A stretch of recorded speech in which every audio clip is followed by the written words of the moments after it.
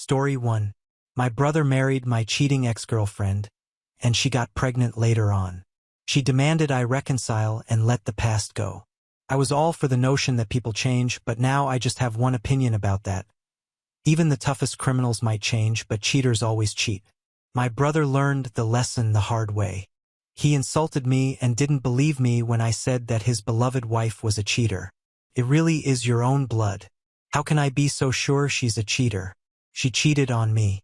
Her cheating stories get really wild, and they're so hard to believe. I'm gonna have to tell you the whole history. Tasha, 32, my ex-girlfriend and now my brother's wife, I can say ex-wife now, cheated on me with my brother. At the time, I told my brother she was a cheater and not to marry her. Tasha clearly married my brother for money and nothing else. He didn't listen and I didn't go to his wedding, which caused a rift between us. Now he wants to reconcile because Tasha is pregnant. My mom urged me to do so, so I listened to her and gave them a chance. It turns out she was still cheating when she gave birth. The baby did not look like him, and he took a paternity test because now he's seen it with his own eyes. Let me explain in detail. I was really dumb when I was dating Tasha. I wanted a really hot girlfriend to show off to other guys. I was kind of a loser in high school, so the validation kind of meant a lot. I even spent a lot of money on a car to show off. Tasha was really paranoid all the time throughout the relationship. She kept checking my phone, calling up to see where I was. She stopped me from talking to any girls. I really badly wanted to make her feel secure, so I introduced her to my close friends and family. When my friends' friends saw her, they immediately told me that she was no good and to stay away. I was delusional at the time and thought they were just jealous of me. I didn't want to break my friendship over this. I kept defending her. I finally introduced her to my parents and my only brother, Noah, 35. Noah is 3 years older than me but will still behave like a kid. I wanted to introduce her to my mom, 67, my dad, 69, and Noah. I invited her to our family weekend trip, and I thought it would be great for our relationship. I thought we'd get to spend an amazing time together at the beach. I was wrong. Tasha fought with me because she thought I was looking at another girl in a bikini. For the record, I wasn't looking at her. She slapped me and left to go somewhere else. I was angry, so I didn't follow her. After a while, I started to get worried about her, so I went to look for her. I looked around for ages but couldn't really find her. My parents had gone to town to do some shopping. I went back to the beach house, thinking maybe she had gone back. To my surprise, I saw Tasha and Noah half-naked on the couch doing things I didn't want to see at all. I had a complete meltdown over the whole thing. Tasha said it's my fault because it would have never happened if I hadn't looked at other women. I didn't look at other women, but I guess she thinks everyone is like her. My brother gave the excuse that he thought Tasha was not my type and that they would be happier together. I was furious at the whole thing and left. I couldn't let go of it at the time, and after a little bit of digging, I found out that Tasha had been flirting with multiple guys when she was with me. She would go out with them for fancy dinners and have them shop for her. I guess I was one of those guys too. I tried to warn Noah about her, but he wouldn't listen at all.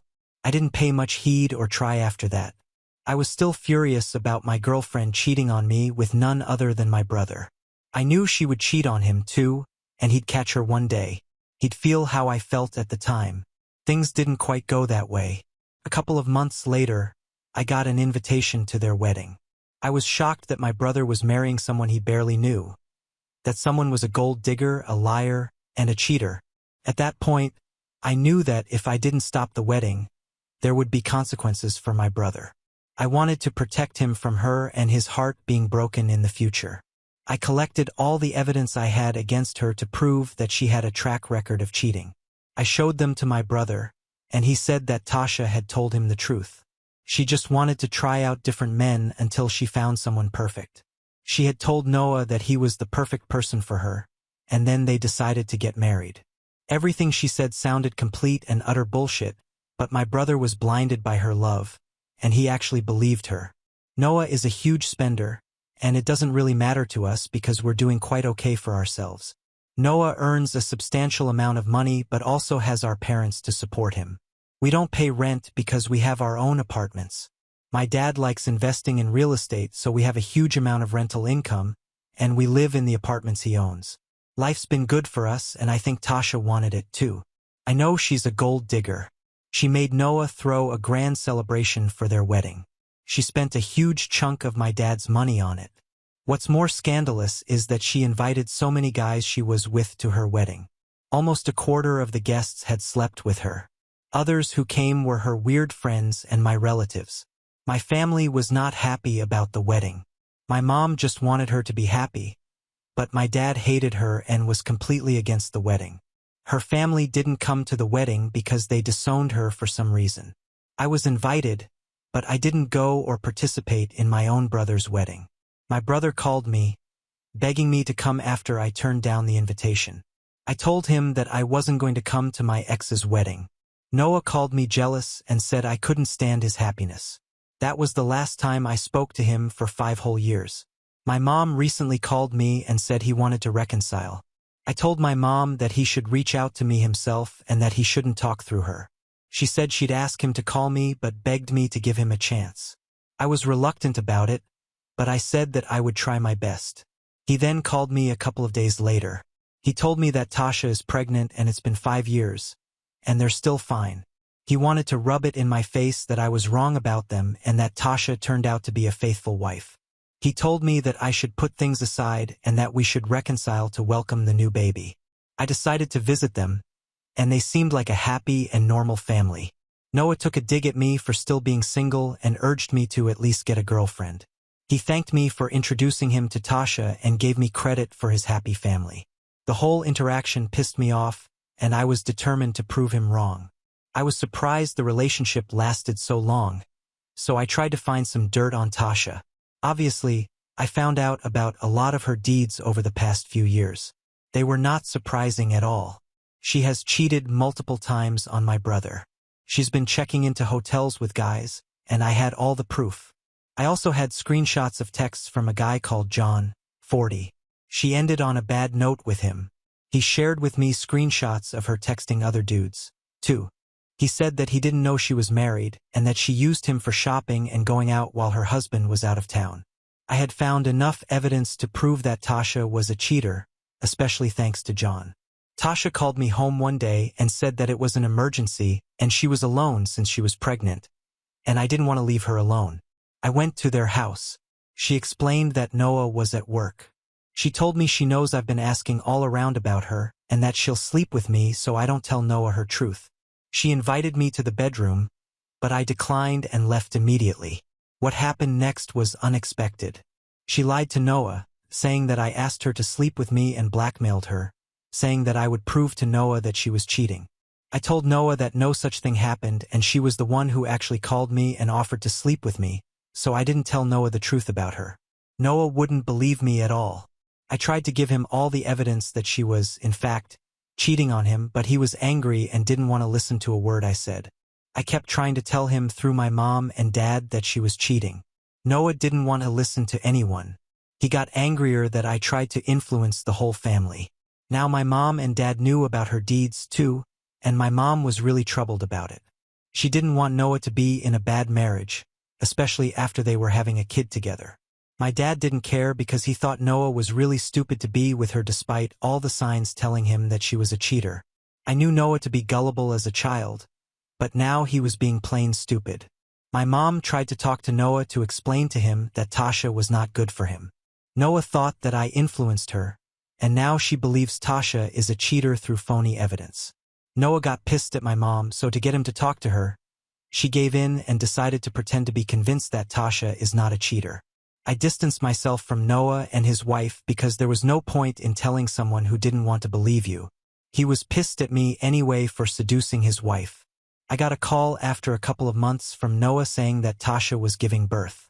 Mom and Dad were stuck in a different state, and their flights were canceled due to bad weather.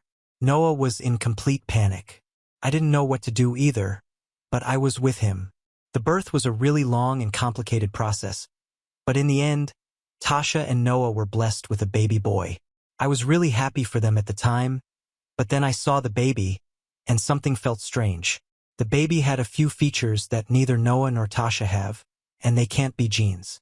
I saw the baby's eyes, and he kind of looked like he was switched at birth.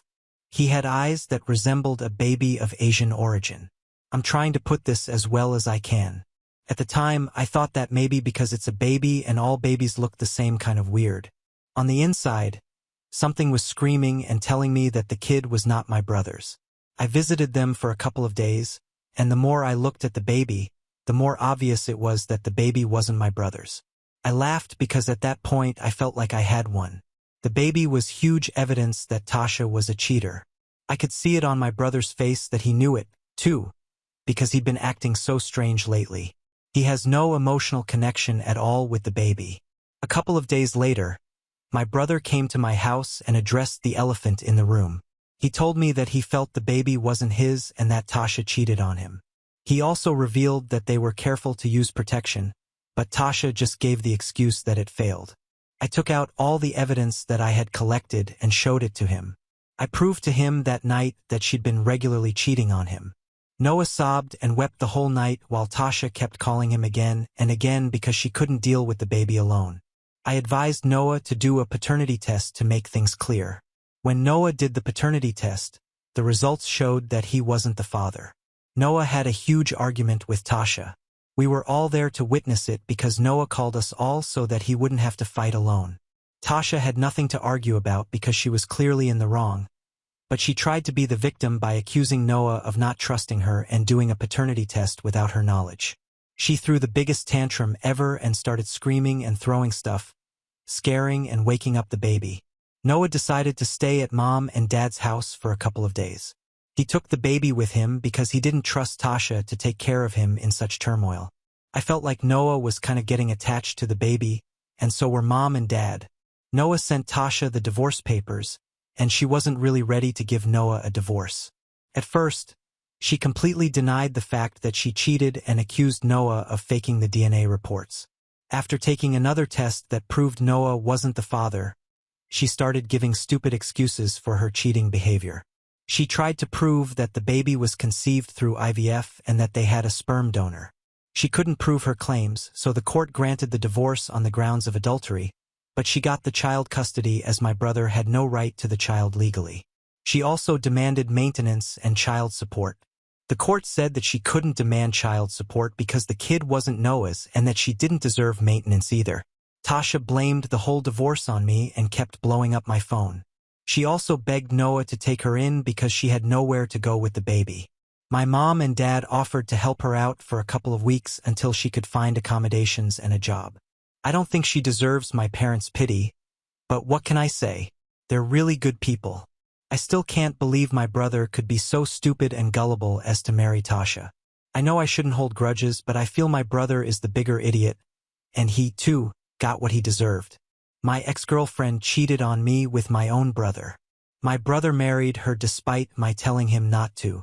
When I tried to convince him that she was still a cheater, he didn't believe me, but he believed that I tried to sleep with his wife because his wife told him so. I'm considering cutting ties with my brother because I'm still angry at him for all those things. The reason I still spoke to him all this time was that something in me wanted to prove him wrong and show him that his wife was a cheater and that I was right all along. I feel like my mission is accomplished, and I feel extremely satisfied that the truth is out. I sometimes find it funny, too. I want to rub it in his face, bring it up all the time, and see his face go pale. I know a lot of you might call me an asshole for feeling all this, but I just do. My brother wasn't less of an asshole to me either. I really want answers on whether I should cut ties or move on but stay distant. Hello, people. I'm here to continue my last post about my brother and his cheating wife, who also happens to be my ex-girlfriend. Crazy, right? What's crazier is that she got pregnant by cheating. My brother divorced her, and she had nowhere to go. My mom and dad gave her one of their flats rent-free so she could stay until she found a job. The only reason they helped her is because she had a baby with her, and it would be cruel to let her out on the streets. I knew that she would have slept her way into someone's house, but my parents are really nice. After the divorce, her lawyer advised her to find out the real father so he could pay for child support. She had no clue about the details of the baby's real father. She felt entitled enough to tell my mom to look after the baby while she went to search for a job. She would leave the child at my parents' house in the morning and would show up late in the evenings and sometimes in the middle of the night. Some nights she wouldn't even come home to pick up the baby. My mom had turned into the baby's full-time nanny. My dad was pretty mad about the whole thing, so he asked her not to leave the baby at their house. Tasha got furious and threw a whole tantrum. She called my parents selfish and unkind. She said she needed help and that no one was giving her a job. She called my parents inhumane for not wanting to help her out. My mom gave in and continued to take care of her child. My dad wasn't happy about it at all. Noah didn't want anything to do with it, but I wanted her out of my parents' lives because she was pestering them too much. I got involved to help her find a job, but what I discovered was shocking. Instead of looking for a job, she was at home the entire day with a new boyfriend who had moved in with her and was paying for her stuff. Her boyfriend worked at home and needed quiet, so he asked Tasha to take the baby away.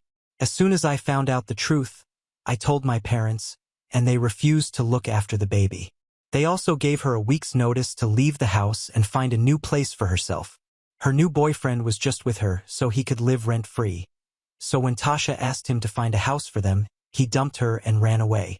Tasha left the house to live at her friend C. 32's house. Since I had already invested my time in looking for a job for Tasha, I had found the role of a cleaner at a daycare. I chose that role in particular because they offered to take care of the baby while she was at work. Tasha took the job up because she was that desperate. The thing that satisfied me the most was seeing her as a cleaner. It's also very funny that she thought she would get knocked up with someone else's child and think no one would notice. She brought it all upon herself. I honestly have mixed feelings about her. I feel like she deserves the worst, but at the same time, I kind of feel bad about the baby and her being a single mom. I still hope she stops her cheating ways and raises the baby well. That's it for this time. Thanks for being hooked on the story. Thank you for all the comments supporting me. After reading all the comments, I decided that I wouldn't cut ties completely, but it wouldn't be the same as before Tasha came into our lives. I think she's completely ruined the bond we had. He's distanced himself from the whole family ever since the divorce, and I don't understand whether I should reach out to him or just let him be and leave him alone. Please share what you all think in the comments. Another update and continuation of the post about my brother's ex, who's also my ex. Thanks for all the guidance and support. I really didn't know who to talk to, and your comments really put things into perspective. I reached out to my brother, and thank God I did. He felt a certain shame for not believing me, and with the divorce and everything, he wasn't really doing well emotionally. I'm relieved I didn't cut ties and made an effort to mend the relationship. Took a lot for me because I was still angry about the whole thing. I think trusting your partner and sticking up for them is one thing, and blindly believing them and going against your whole family is another thing. At this point, I feel like I'm the older brother. Eventually, I did talk about my anger and resentment towards him for being the guy my girlfriend cheated with. He definitely broke all the bro codes. He apologized and learned his lesson about not trusting cheaters. He also apologized for taunting me for being single. I had forgotten about a lot of things he did, but basically he was an asshole to me throughout these years. He's been like this ever since we were kids, but he crossed all the limits after marrying Tasha. As for Tasha, I thought she was doing really well, but it turns out she wasn't really good at cleaning at all. She slept with the manager, 47, at the daycare and was promoted to a helper. She really didn't know anything about taking care of kids. She couldn't even take care of her own child properly. There were several complaints against her from the staff about how she treated the kids, but the manager wouldn't listen. Then they got complaints about her from the parents, so they had no option but to let her go. She begged them to let her stay, but it wasn't good for their reputation.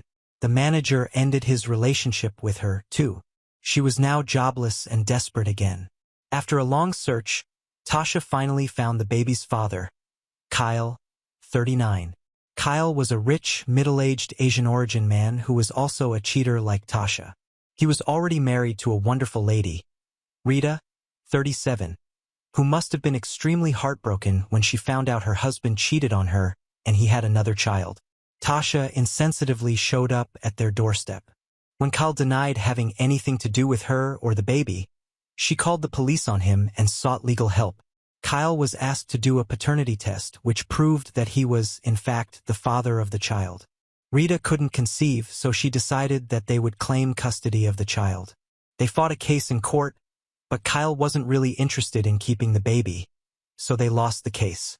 Tasha, on the other hand, wanted the baby so she could claim child support and use it for her own needs.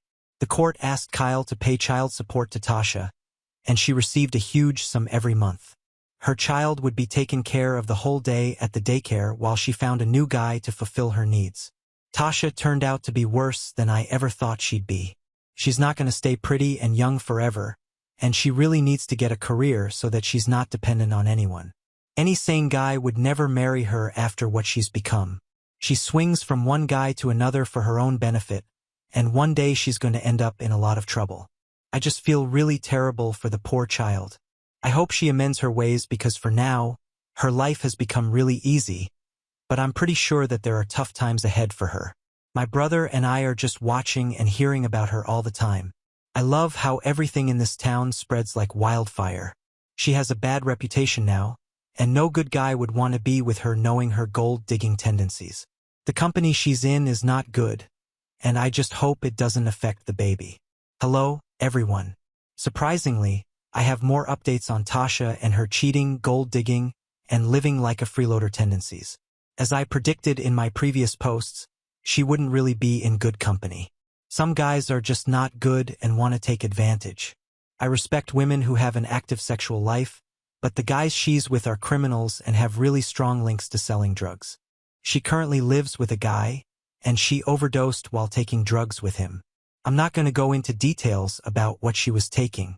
She didn't have help for almost 20 hours, and her baby was left alone. The kid managed to open the door and was roaming out on the streets. He almost got hit by a car when the neighbors spotted him and took him home to find Tasha unconscious, and they called the authorities. They had to put Tasha in rehab, and the child was taken by the child protection authorities. The kid was discovered to be exposed to high amounts of drugs and smoke that had really bad effects on his lungs at a very young age. Noah felt bad for the kid, so we tried to meet him, and they let us. The baby's father, whom I mentioned in my previous post, was contacted and was awarded custody of the poor child after checking if they could take care of him. My mom is kind of attached to him too, so she was worried sick. The child finally got care from Rita, who's a school teacher and loves children. She accepted the baby as her own and started to take care of him. What was even more surprising was that Rita filed for divorce from Kyle. She had all the evidence in the world through the baby that he cheated on her and went off to have another kid. She got a huge sum of alimony, too. Thank God Rita divorced him because she doesn't deserve to stay with a cheater. Not only did Rita divorce him, but she kept the child with her. Rita legally adopted the child, and now she raises the kid as her own as a single mom.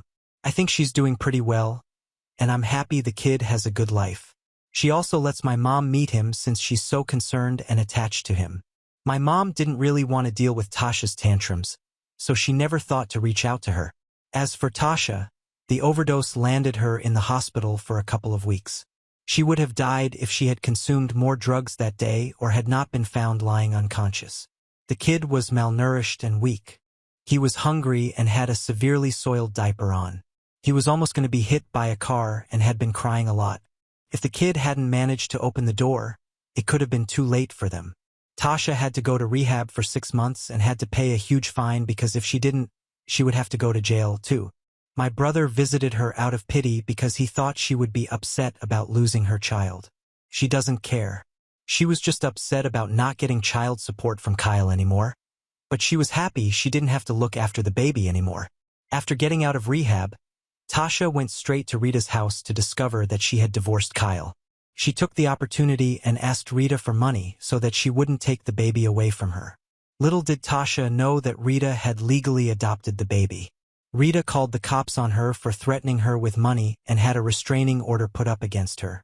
She was warned that if she ever tried to meet the kid, she'd go to jail because she put the child in danger. I keep thinking about everything that happened. Tasha had a good life with Noah. If only she had changed and become faithful to him, her life would be so much better. I don't think there was any reason for her to cheat. I think she just likes attention from multiple guys at once because I'm pretty sure Noah was doing his best at giving her attention. Tasha ruined her own life, and she's the one who suffered in the end, but her actions affected her kid and Noah. I just wish she would have at least been careful enough to use protection and not ruin the baby's life. It was a good thing my brother found out she was a cheater through the baby, so in the end, everything was okay. Noah opened his eyes, Rita got a kid, and Tasha got what she deserved. Now on to the next story. Story 2. Before we start, if you're enjoying this video so far, please consider liking and subscribing to the channel. Now let's continue. I spent years saving our failing family business, only to be betrayed, watching it now implode. This is the greatest revenge. I spent practically my entire life devoted to my family business. I had a bright career in tech that I gave up to save the business when it was going through a very rough patch. And my family decided to reward my hard work by choosing to make my brother the sole inheritor. This is honestly the biggest betrayal I've ever faced and also probably the most disrespectful thing anyone has ever done to me. I decided to quit and start something of my own, and the way things turned out for my brother and the family business has honestly been the greatest revenge of all time. To give you some context, my great-grandfather built a small importing company that had been passed down through generations. My father and grandfather had put their sweat and blood into building it up, and things were going pretty great. But when I was 24, a disaster fell on the family. My dad got into a terrible accident that caused significant brain damage. He was paralyzed for nearly 2 years, and it was up to me and my brother to take care of the business. My brother decided that he didn't want the responsibility and pretty much bailed. But I didn't have the heart to abandon something I knew my father loved with his whole heart. My great-grandfather passed away when I was around 9 or 10 years old, and I knew he'd be heartbroken if no one in the family took up the responsibility. Back then, I had just started a tech job, and it was a pretty promising position, but I made the choice to leave it, and I still don't regret it. I have dedicated the best years of my life to this business, working hard to ensure that it succeeded and prospered. We weren't a monumental success in any manner, but these are easily the most profits we've seen in decades. But all of my hard work went to waste when my brother, who had never contributed a single day's work to the company, inherited it. Came as quite a shock. My father passed away last month, and we discovered in his will that he had left almost the entirety of the company to my brother. I was still the CEO and would receive a great salary, but my brother was made the owner, and ultimately the decisions rested on his shoulders. I didn't expect it, and to be honest, it was extremely disappointing, to say the least. I had put my heart and soul into the company, and my father's decision came as a betrayal. I asked my mother if she had any idea about this, and she said that Dad had talked to her about this before he passed away. That was another shock to me. Their reason behind this was that my brother needed to learn about taking responsibility one way or the other, and having me guide him would be good for him. My mom tried to placate me, saying that I would still be making the same amount of money. Here's the thing, though, it's not about money. I think all my hard work has been disrespected by this decision, and I simply deserve better than this. I didn't want to be babysitting my brother and essentially taking the whole responsibility while he is the one who inherits it and gets to be the chairman of the board. After a lot of thinking, I decided to quit the company. I didn't want to work a day with my brother, and I had quite a lot of savings to rely on for a while until I figured out my next move career-wise. I knew that with my experience and reputation, it wouldn't be particularly difficult to find a good position, so I wasn't worried about that. So I quit before my brother started work. Let me tell you about my brother now. Even as a child, he was lazy, irresponsible, and had a history of squandering his money on frivolous things. He loved splurging but never even tried to put any effort into earning. Growing up, we were fairly well off, and he adopted that lifestyle without ever thinking of a way of paying for it. To put it bluntly, he took the money for granted. I've already mentioned how he refused to step up when my dad got sick and needed someone to take responsibility for the company. Regardless, at first, I was still hoping that he would try to fix his ways and make good decisions now that he was the sole inheritor. I tried to give him some advice, but he would always brush me off and say that he knew what he was doing. He was annoyed at me for quitting and told me pretty rudely that he could handle himself. It quickly became obvious that he didn't know what he was doing. He started to spend the company's money recklessly, hiring his friends for positions they weren't qualified for and throwing lavish parties to impress them. Meanwhile, our customers were becoming increasingly dissatisfied. A few months into the job, my brother decided that it was time to expand into manufacturing. That had been my dad's dream, but I had delayed it on purpose due to a lot of complications. Guess my brother thought he was qualified enough to pull it off. Spoiler alert, he was not. Less than 6 months after I left, the business came crashing down. The products were of such poor quality that they lost a ton of money without getting a single distributor. The company was hemorrhaging money, and my brother had no idea how to fix it. I knew about all this because it was common news, but then I started receiving calls and messages from some of the employees who had stayed on after I left. They were begging me to come back and help them save the company. At first, I was tempted to help out, but then I thought about how my brother had treated me and how he had squandered everything I had worked so hard for. I realized that he needed to learn a lesson, and I decided to sit back and watch the whole thing play out. The best part was when my brother reached out to me. He told me that the business was in trouble and he needed my help to get things back on track. I asked if he would be willing to step down from his position and make me the inheritor if I chose to come back, and he said no and offered me more money instead. I refused. It was never about the money in the first place. I left because I deserved more respect. The company is now nearly bankrupt, and my brother is left with nothing.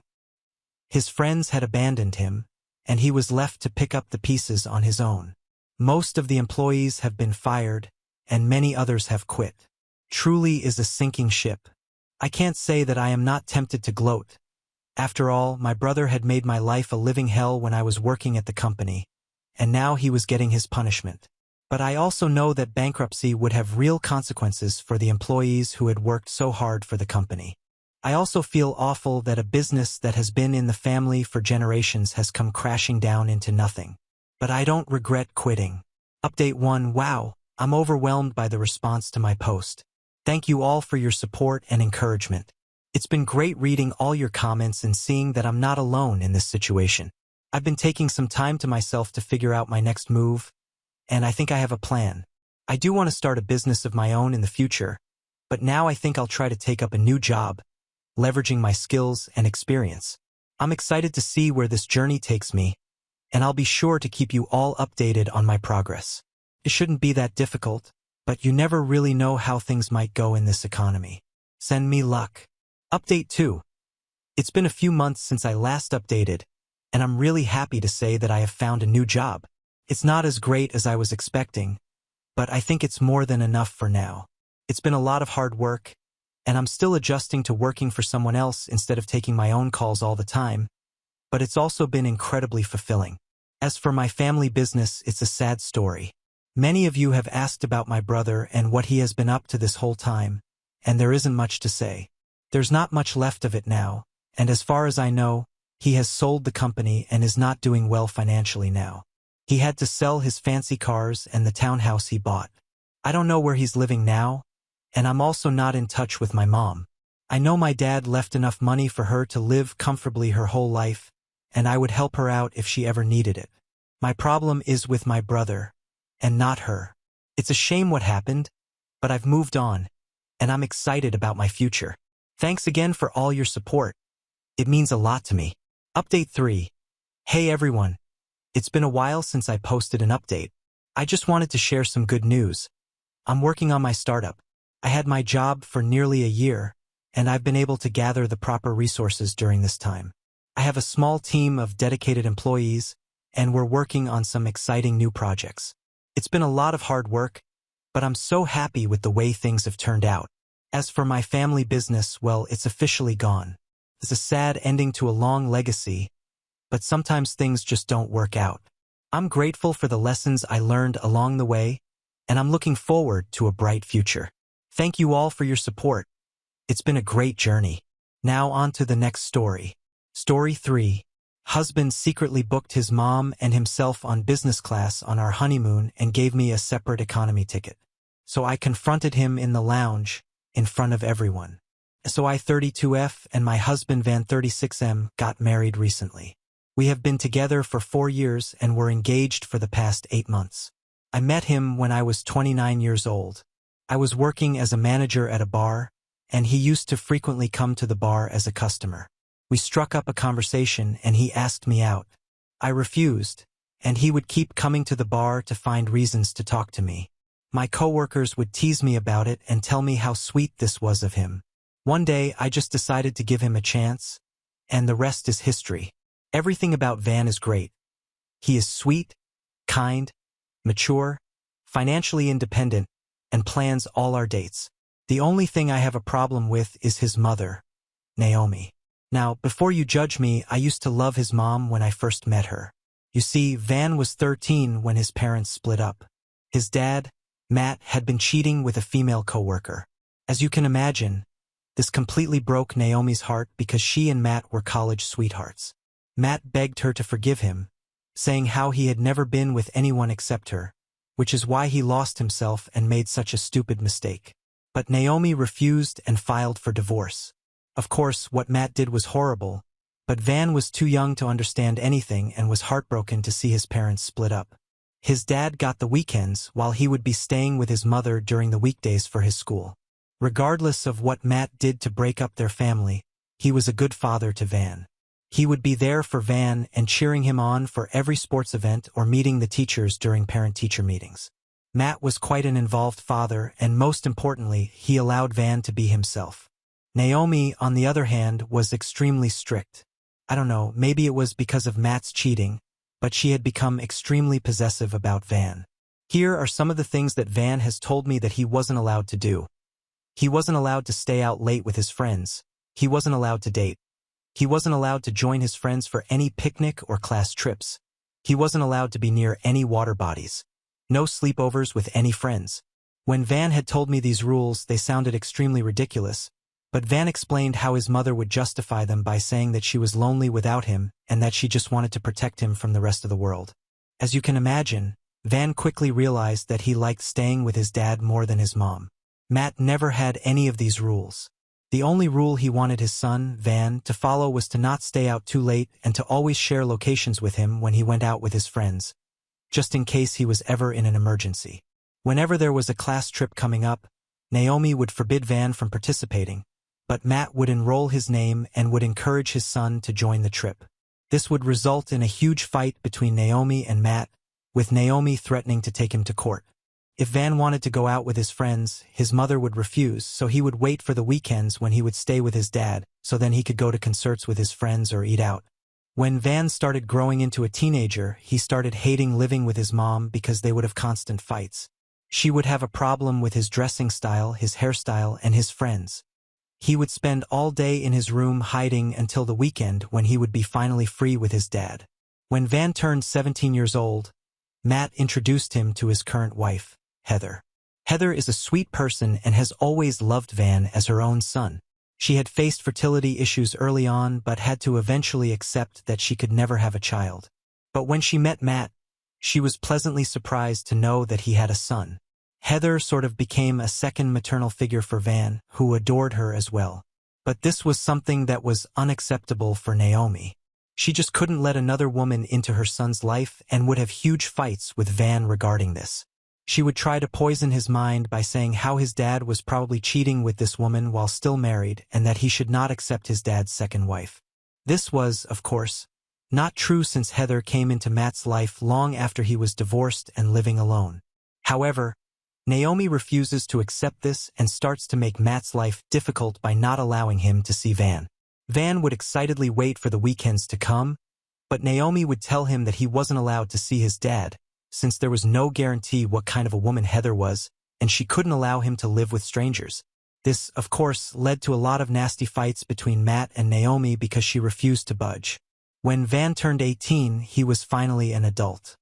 He had been accepted into 2 universities, but his mother had been pressuring him to go to the one near her place so she could drive and see him every weekend. He didn't like that university since it didn't have enough resources in the field he was interested in and talked with his dad honestly about it. Matt encouraged him to make a decision regardless of what his mother wanted, but Van was scared of upsetting his mother. In the end, he chose the university which was far off. This led to another meltdown by Naomi. She started yelling at him about how he was abandoning her and how all men are the same. She was threatening to kick him out and telling him how she wouldn't be paying for his college fees if he didn't go to the university she wanted him to choose. This led to Van calling his dad for help, and Matt immediately drove over to help pack up Van's things so he could live with him. Van has told me how Naomi kept screaming filthy things at him and his dad, which is the last thing he saw before they drove away. In the end, Van did go to his choice university, and Matt assured him that he would be paying whatever he could for his fees, and for the rest, Van would have to take a small student loan which would be manageable to be repaid off. When Van went away to college, he stopped meeting or talking to his mom. She would, of course, send him a barrage of texts every day which would range from apologizing to blaming him for ruining her life. Van has told me that he would miss his mom a lot during college but didn't want to have to deal with her again. Matt would constantly remain in touch with Van, and they would meet up during the holidays. In his second year of college, Van received a call from the hospital which informed him that his mother had tried to end her life. He immediately called his dad, and they rushed to the hospital. Naomi was diagnosed with bipolar disorder and depression and was admitted to be supervised for 72 hours. This was a turning point for Van. He broke down that his mother had gone to such lengths and started blaming himself for everything. He has told me how he would sit by his mother's bed asking for her forgiveness and praying for her to recover. When Naomi was discharged, she was prescribed medications. Van promised her that he would never leave her again and kept in constant touch with her. After college, he decided to move back to his hometown so he could live near his mother. He, of course, had his own place, but he was just a phone call away from her in case she ever needed him, which she has since taken full advantage of. Since the incident, Van has always been living in a state of anxiety and guilt when it comes to his mother. He believes that his mother is extremely fragile. In whatever she says to him, he listens, even if he doesn't want to. When Van opened up to me about all this, I was, of course, quite sympathetic and understanding. His mother had been going for regular checkups and therapy classes, so I thought she would be doing better. When I met his mother for the first time, she seemed sweet but would also make subtly weird comments about my height, color, or weight, like how I should lose more weight to keep my man happy, or Van was fairer than me, so hopefully our baby is fair also. She would also say things about Van, like how her baby boy deserves the best, her child should never have to be in the kitchen, or how Van could do so much better than me, but he was choosing to settle. This would, of course, bother me a bit, but I would try not to take it seriously and just let her say whatever she wants. However, over time, as Van and I had progressed in our relationship, I started noticing that Naomi's emotional struggles were taking over Van. She would call him every day in the morning asking if he had a good breakfast. If he ever missed the call, she would keep calling him multiple times until he would pick up. When I moved in with Van, she would even call me just to ask why her son wasn't picking up the call and if I was trying to keep him away from her. He would often cancel dates or leave events abruptly, claiming that his mother needed him because she would call him demanding he visit her because she was not feeling well. If Van was awarded something at work, then for his +1 he had to take his mother instead of me. Otherwise, she would have a fit. Whenever we wanted to go somewhere for vacation, she would force him to share the location with her, telling him how this would make her sleep better at night. All of this would, of course, make me uncomfortable. I could also sense Van's internal conflict between his desire for a normal life and his commitment to his troubled mother. He didn't want to do everything she demanded, but he was scared that she might again do something drastic. In contrast to his mother, his dad, Matt, was extremely chill. I have met Matt and his wife, Heather, several times, and both of them are always very welcoming. They would never ask us invasive questions, and Matt was genuinely interested in me without trying to belittle me. I could see some of these good qualities of Matt and Van as well. I guess this is why I stuck by Van. I could see that he was so much more than what his mother had put him through. I understood that he needed therapy as well and would encourage him to talk more, but he always said he was okay. When Van decided to propose to me, which was a complete shock to me, it was one of the happiest days of my life. He had flown my parents and my best friend to our city as a surprise to be a part of our celebration. Matt and Heather were also there and congratulated us profusely. The only person who was missing was Naomi, and Van told me how she was apparently not feeling well. I was honestly glad that she was not there since I didn't want her to say something uncomfortable in front of my parents who would immediately start to dislike her. We were all having a good time when Van received a call from the hospital saying that his mother had fallen down the staircase. All of us rushed to be there for her, but Naomi refused to see me or anyone else. She asked that only Van should be allowed to see her in the room, so we all had to wait outside. I felt it was a bit odd since we had all anyways come to check up on her, but it wasn't the right place to say anything. When Van came out, he informed us that she was going to be okay and it was a fracture according to the doctor, but she had to stay overnight, so she wanted him to stay with her. Matt immediately told Van that he was happy to stay with his mother since she would basically be sleeping anyways and that he should take me back home, but Van refused, saying that Naomi wouldn't like it and he didn't want to do anything further by upsetting my mom. Eventually, we all came back home, and my parents and best friend helped me clean up. Van had booked hotel rooms for them for the night, but they decided to stay with me. I guess they could all see that I was a bit sad that I wouldn't be spending my night with my fiancé on the day he proposed to me. This should have been my first sign that everything was just going to go downhill. After that, our wedding preparations were overshadowed by what Naomi wanted. She would interfere in what wedding dress I should wear, who our flower girl would be, and the suit Van would be wearing. She had strong opinions on the guest list, the venue, and practically every detail. When it came to our honeymoon, Van and I had long been discussing going to Hawaii, but Naomi kept insisting that we should not be flying so far just for a honeymoon and that going somewhere nearby was much better. This is when I decided to put my foot down and told her no. Naomi was quite taken aback and told me how it was disrespectful of me to talk to her this way, but I told her firmly that this honeymoon was about me and Van, so we were the ones who would be deciding where we wanted to go. She started crying hearing this and telling Van how I was excluding, ignoring, and pushing her away. She blamed me for trying to keep her away from her son, which was so ridiculous. I told her that I had gone with her officiant, her venue idea, her cake idea, and even on what dresses my bridesmaids were allowed to wear, so I was trying my best to listen to her, but I wasn't going to allow her to force us into going for our honeymoon to a place we didn't want to go to. Van, torn between his obligations to his mother and his commitment to our wedding, tried to talk with her, but she painted herself as some sort of a martyr who was sacrificing her son. Later, I even texted her an apology because I knew how important she was to Van, but she responded by saying that no woman could take her son away from her and that I should learn my place. I immediately showed the message to Van, who called his mother for clarification, but she said how I was trying to plant discord in their relationship and that he should always love and believe her more than me. I found this extremely uncomfortable, so I pointed it out to Van after their phone call, and to my relief, he agreed.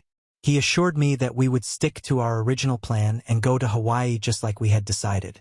This brought me immense happiness as it seemed like Van was finally standing up to his mother, and we could have a honeymoon away from her prying eyes. The wedding went well without any major incidents. However, during the reception, Naomi managed to make an entire speech about herself, emphasizing how much she had sacrificed in her life. It felt like a subtle attempt to redirect the attention back to her, even on our special day. Despite this, I chose to focus on the positive aspects and the fact that we were heading to Hawaii soon for our honeymoon. My parents, Matt, Heather, and the rest of the guests had a great time at our wedding, and we danced away all night. On the day of our honeymoon, I woke up excitedly. Van and I got ready for the airport, and I was just so happy. However, when we reached the airport, I discovered that Van had booked himself business class seats while I had economy class. This was news to me since I would have happily paid for business class. Van had insisted on planning the entire trip himself. Hence, I had assumed he would book our tickets next to each other. When I questioned Van, he told me how he had got a last-minute deal and decided to upgrade his ticket, but couldn't find an empty business class seat for me. I found it a bit suspicious because he kept avoiding my eyes. He told me how it wasn't such a big deal and that it was just a matter of a few hours. I told him if that was the case, then he could fly economy, and I would fly business class since he didn't think it was such a big deal anyway. Van got pissed and kept repeating how I should not be so sensitive and that he would meet me later after the flight. I asked him where he was going, and he told me that he was going to go into the business class lounge. Confused and hurt, I struggled to comprehend the reason behind this discrepancy. My attempts to communicate with him were met with a cold demeanor, leaving me to wait for our flight alone. Honestly, I felt like crying, but I didn't want to start our honeymoon depressed, so I went to the washroom to freshen up. Then I sat down in the waiting area until it was time to board our flight. I called Van several times, but he didn't pick up my call. so I grew even more suspicious. I felt it in my gut that something just wasn't right. Then I received a call from Naomi, which was unexpected since she never called me unless she was trying to get in touch with Van. I picked up the call to let her know that Van would call her back in a few minutes, but Naomi started asking me questions about where I was, which was odd since she could have guessed I was at the airport. I told her that I was waiting for my flight, but then she started asking specific questions like if I was waiting near this cafe or the lounge. I was already frustrated about what Van had done, and I had no patience left for Naomi's mind games, so I straight up asked her what it was that she wanted.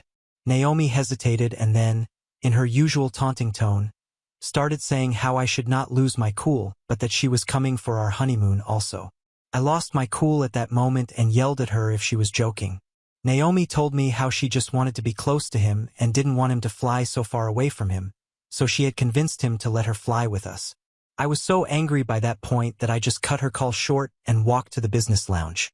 The security didn't want to allow me in, but I informed them that my husband was inside and I needed to inform him something really urgent about his mother, but he wasn't picking up my calls. After a lot of persuasion, the security escorted me inside so I could talk to my husband. I was shocked to see Van sitting and scrolling through his phone, which meant that he had his phone with him the entire time and was knowingly ignoring my calls.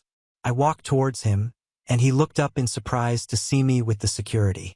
He asked me if something was wrong, but I questioned him if it was true that Naomi was coming for our honeymoon. Van looked at me frozen in shock. I questioned him if this was why he had booked a separate ticket for me, so I wouldn't find out since he was flying for our honeymoon with his mommy. Van got red in his face as people around us started staring and whispering. Even the security guy was invested in our fight. This is when Naomi walked into the lounge with her head turning everywhere, probably looking for Van. When she looked at us, she stopped dead in her tracks. I told Van how his mother had called me to inform me about his plans. Hearing this, Van tried to explain to me how he had originally booked tickets just for us in economy, but Naomi kept crying and pleading with him, so in an attempt to keep both of us happy, he decided to book separate tickets so I would never find out. He told me how he had booked a completely different hotel for Naomi, so she was never even going to bother us. Naomi came up to us and, as usual, tried to interfere. She told me how I should be happy that her son loved her so much, and that it wasn't a big deal if she was coming along, since she had never been so far away from her son. I was losing it at this point, and if it wasn't the airport, I would have ripped her hair out.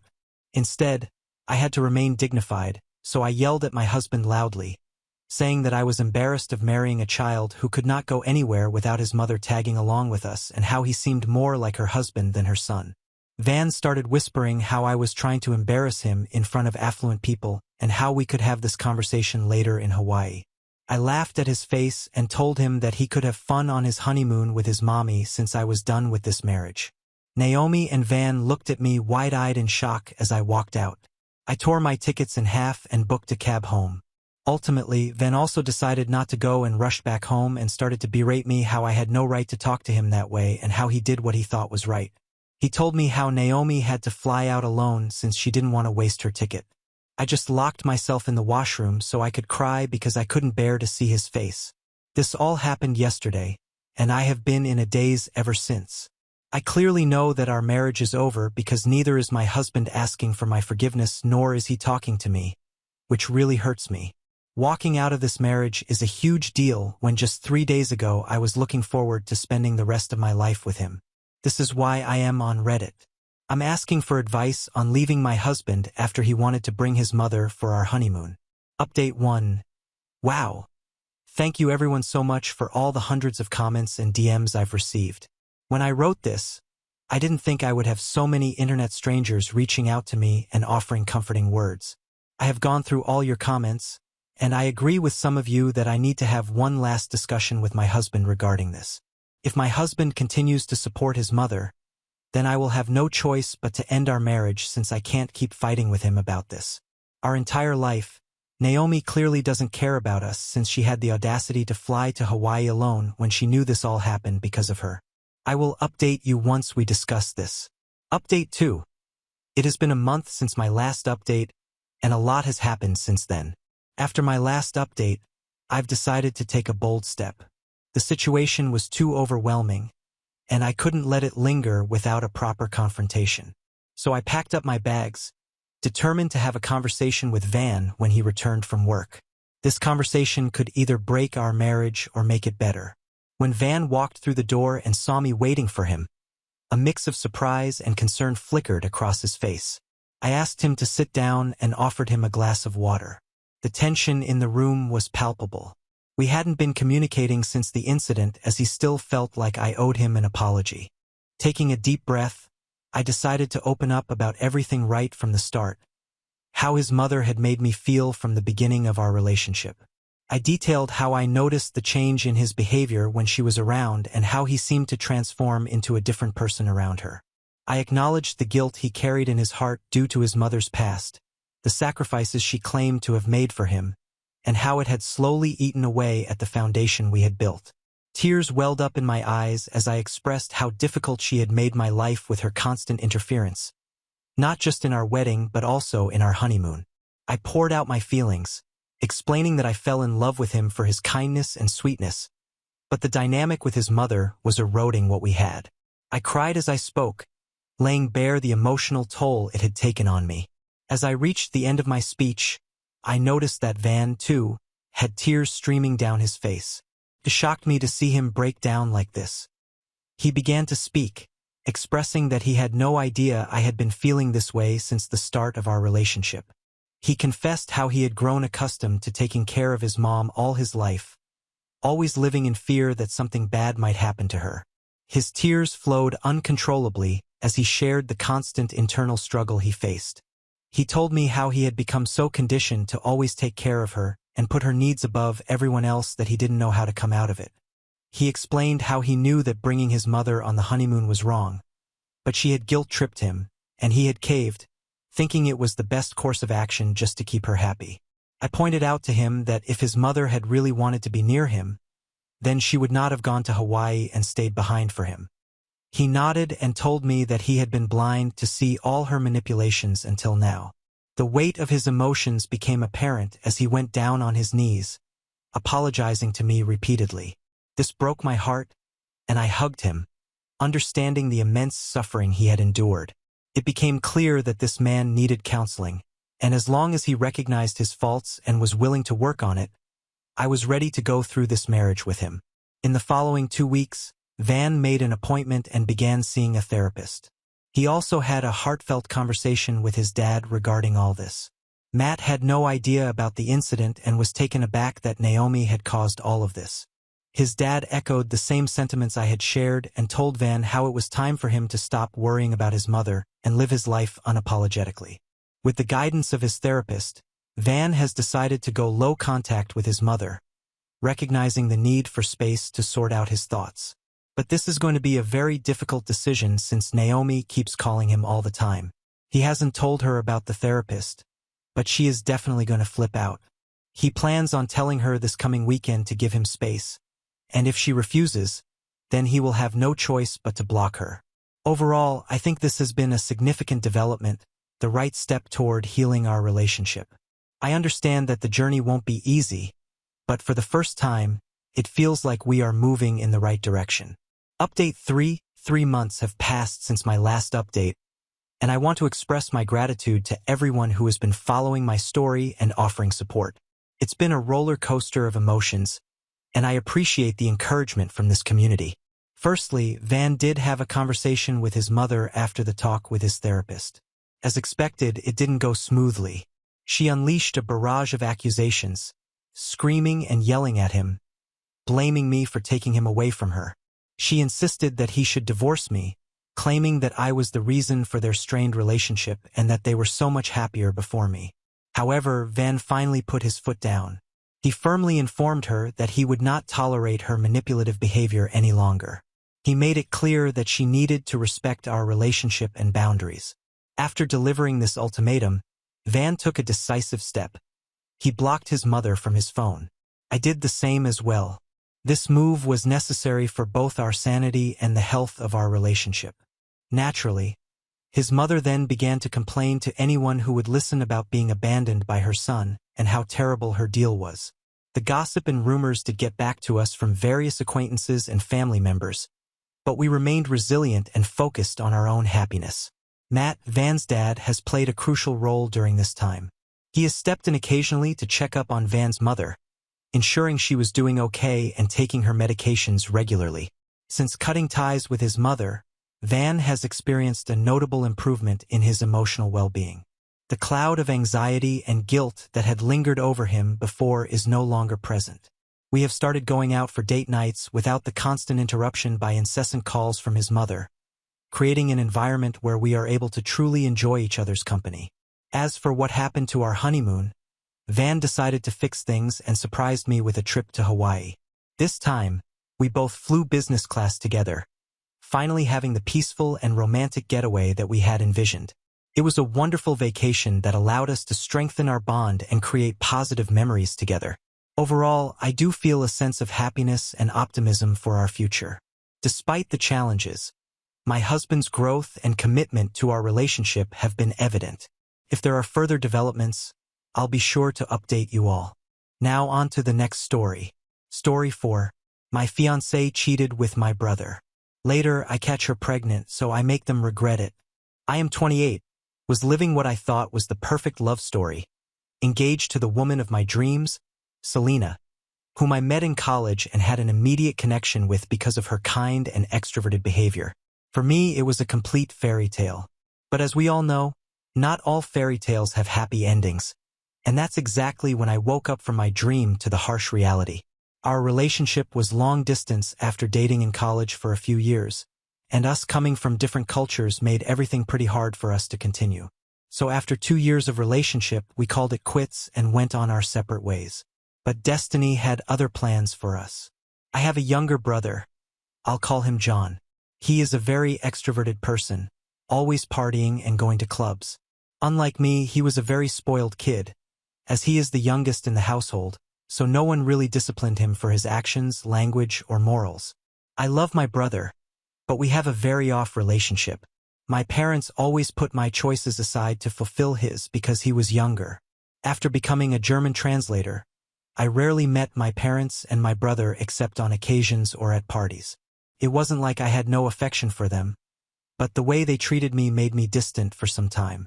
My brother used to come to my place drunk every night, and I gave him the space to rest. He was one hell of an ass, and he doesn't even have a job, just living on my parents' money. Due to John's extroverted behavior, Selena came into my life again. John started working as a bartender in a very famous bar because my dad eventually got tired of his shit, and he doesn't have a proper degree, so he needed to restart. John invited me to the party, which was hosted by him in the club. It was very loud and crowded. I met many college friends, and there she was, sitting on the chair talking to John, who was seemingly flirting with her, which made me chuckle. Seeing her after so many years made me realize that I still loved her as much as I did back then. It made me feel fresh and as if we were still together. I waved towards her nervously. She walked towards me and hugged me. We talked and filled our cups with each other's life information. It was an amazing feeling. John walked towards me, and he was surprised to find that we knew each other. I left the club and we shared our contacts with each other.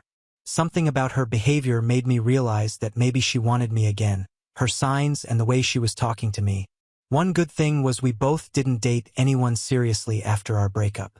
I was not sure about starting things again, but after so many years, I felt happier.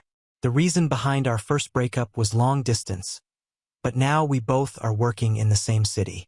I was hopeful, maybe it could work out. Selena and John were great friends, and it was a good thing and surprising. I wanted to know when Selena and John met, but I felt awkward asking her that, so I accepted it and let the good times roll. We started seeing each other and talking for endless hours to make up for the gap. After a few months, I asked her if she wanted to join me for dinner at my parents' house, where I was going to propose to her for marriage because now asking for a relationship felt stupid, and I should be clear with what I exactly want for both of us. After dinner, I took her to my room and showed her my childhood pictures and everything. We were laughing and giggling. After a minute, I took a deep breath and gave her a diary in which I had written letters for us. She opened it, and there was a ring and a card inside asking her if she wanted to marry me. She looked at me with tear-filled eyes and hugged me tightly, saying yes. It was a heartwarming moment for both of us and something that was going to change both of our lives. My parents already knew her and they liked her. I asked her if her parents would have any problems because of cultural things, to which she beautifully replied that she was going to insist and that it was her life and she wanted to marry me. We decided on a proper engagement party after she got her parents' permission. She asked me to meet her parents so they both could agree to this. We were still sitting and chatting while having ice cream. John was scrolling down on his phone, and Selena was looking over at him after every conversation as if she wanted him to join us. She had a bit of ice cream on her lips. As I was about to wipe it off, John looked at her and wiped it with his thumb, looking at her seductively. I am a calm man, and here I lost my calmness. Both Selena and John laughed, and it was so hard for me to see. She looked at me, apologized, and said, "Don't mind us. We are just really close best friends." John interjected by saying that I would never mind and he knows how best friends act. I laughed and immediately asked them where they both met. The smile from their faces disappeared, and both looked at each other worriedly. I looked at them, giggling, and asked whether I had asked an offensive question. Finally, Selena replied and told me that she met him in the hospital when he got into an accident back in December. It was a lie, a complete lie. John was out of the country back in December. The look on John's face eventually confirmed the lie. John tried to cover it up, but I stopped him in between and said, "It's okay if you guys don't want to tell me the truth," but lying was just not it. He said that they had met at a party where John felt sick after heavy drinking and Selena came to his rescue. After a week, we both went to meet Selena's mom and dad. Trust me, it wasn't an easy thing to do. Her father was very strict, but after insisting and with the help of Selena's mother, he finally agreed. Actually, it took 3 to 4 meetings to get this done, but he is a very nice guy, and to be honest, I would do the same for my daughter. Selena and John's relationship was indeed like best friends, and after the arrival of Selena, I felt him becoming more responsible and understanding. He used to ask me for advice, and Selena did as well. Both Selena and John were of the same age, so I thought that's the reason they vibed a lot with each other. Nothing defeats the feeling when her parents finally agreed, and I never believed in destiny, but it was like magic, losing her and finding her again, and that's for life, though with an unexpected turn. She is a very humble woman, and that's why I loved her, but sometimes I did doubt her around John. Update 1. Hello all. It's been a month since my last update, as I had pretty bad anxiety and overthinking because of Selena and John's behavior, which resulted in a heated as well as an assuring argument between us a week before our engagement. Their touchy behavior and extreme closeness after knowing how John acted around her made me feel nauseated. All of this escalated the night Selena was staying at my parents' beach house as we organized a beach party, which was supposed to be fun but turned pretty bad. Selena was wearing her bikini, and she looked extremely hot. She had her friends and cousins, and they were all having fun. I went out to arrange the lights for the night party, and it took me 2 hours. As I was heading towards her on the beach, what I saw almost made me throw up. Selena was giving John a lap dance. It wasn't a proper lap dance, to be precise, but she was literally all over him, and he was rubbing his hands over her ass. I ran towards them angrily and shouted, "What the hell was going on?" Everybody started looking at me, and she looked scared. John kept apologizing and said it wasn't like that. It was just a dare. I grabbed her hand and took her to our room.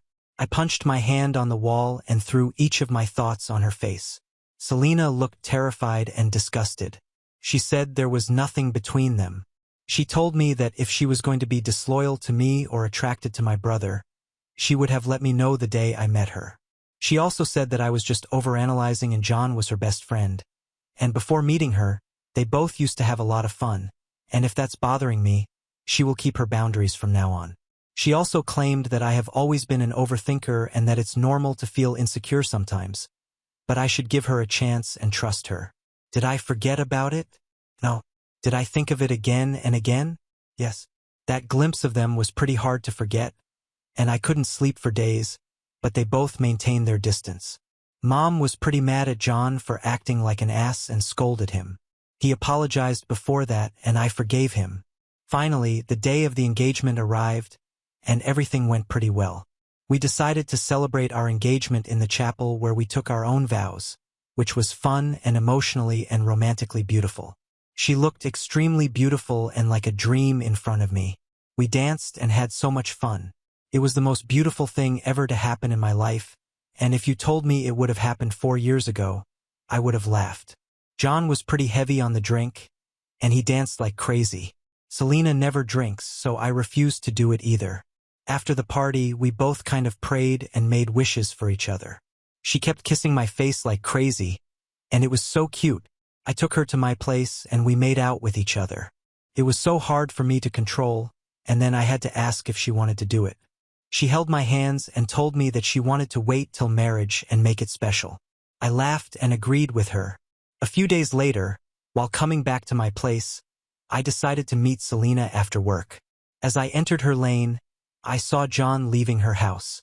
I went inside and waited for her to speak about John's arrival, but she didn't talk about him and instead served dinner, which felt tasteless because I kept thinking about that, and many questions started coming into my head. I couldn't stop but ask Selena about John. She replied very casually that, yeah, John was not feeling well, so he dropped by to get some meds. I couldn't sleep the whole night after that, thinking about what might be the case behind her acting like that after everything that was happening. I kept questioning whether my doubts were true or I was overthinking it because she had already reassured me, and if I asked her, she would think I was spying on her. I wanted all of these thoughts to go away as they were making a negative review of Selena in my mind.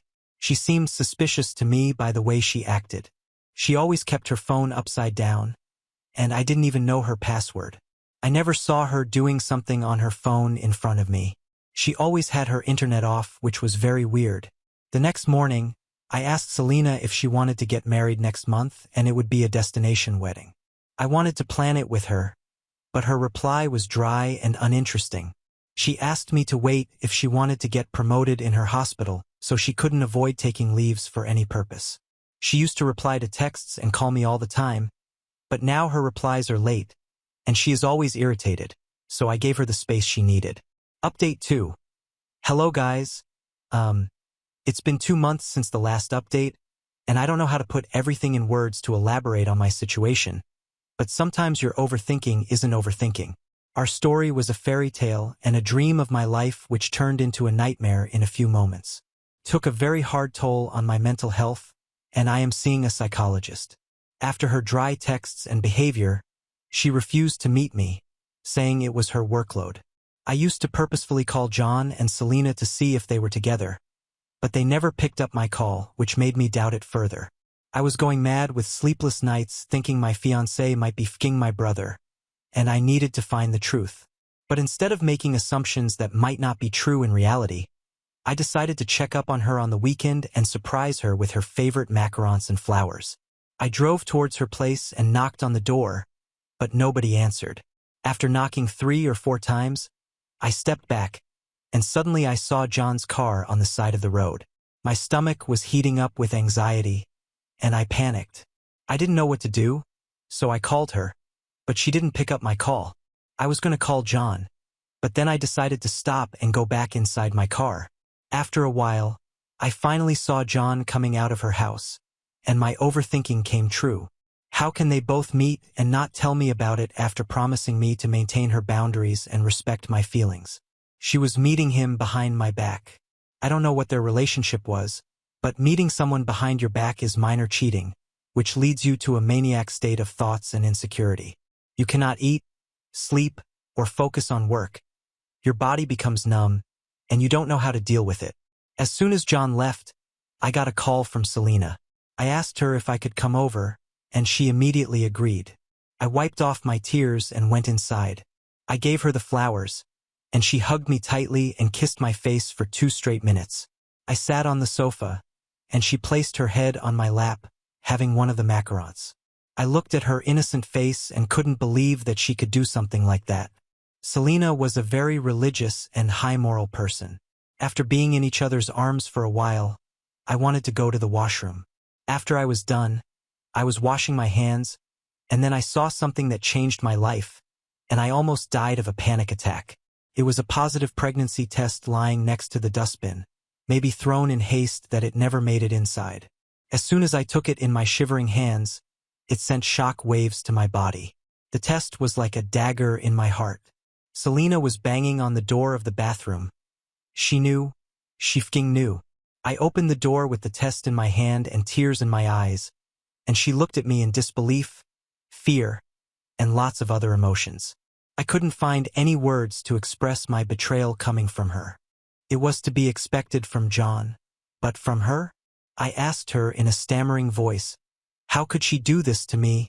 She got on her knees and started begging me, asking me to give her the chance to explain and tell the truth. I didn't have any courage, so I left immediately. I was not expecting her to ruin my life when she was the one who fixed it. Maybe the truth always lingered in front of my eyes, but I was heedless to see it. I drove my way to my parents' house, and every dot started to connect one after another. Both of them were calling me again and again. She was manipulating me all the time, and that's why she kept apologizing for no reason. She lied to me about her virginity, and she was fing pregnant with my own brother. I reached my parents' house and told them everything.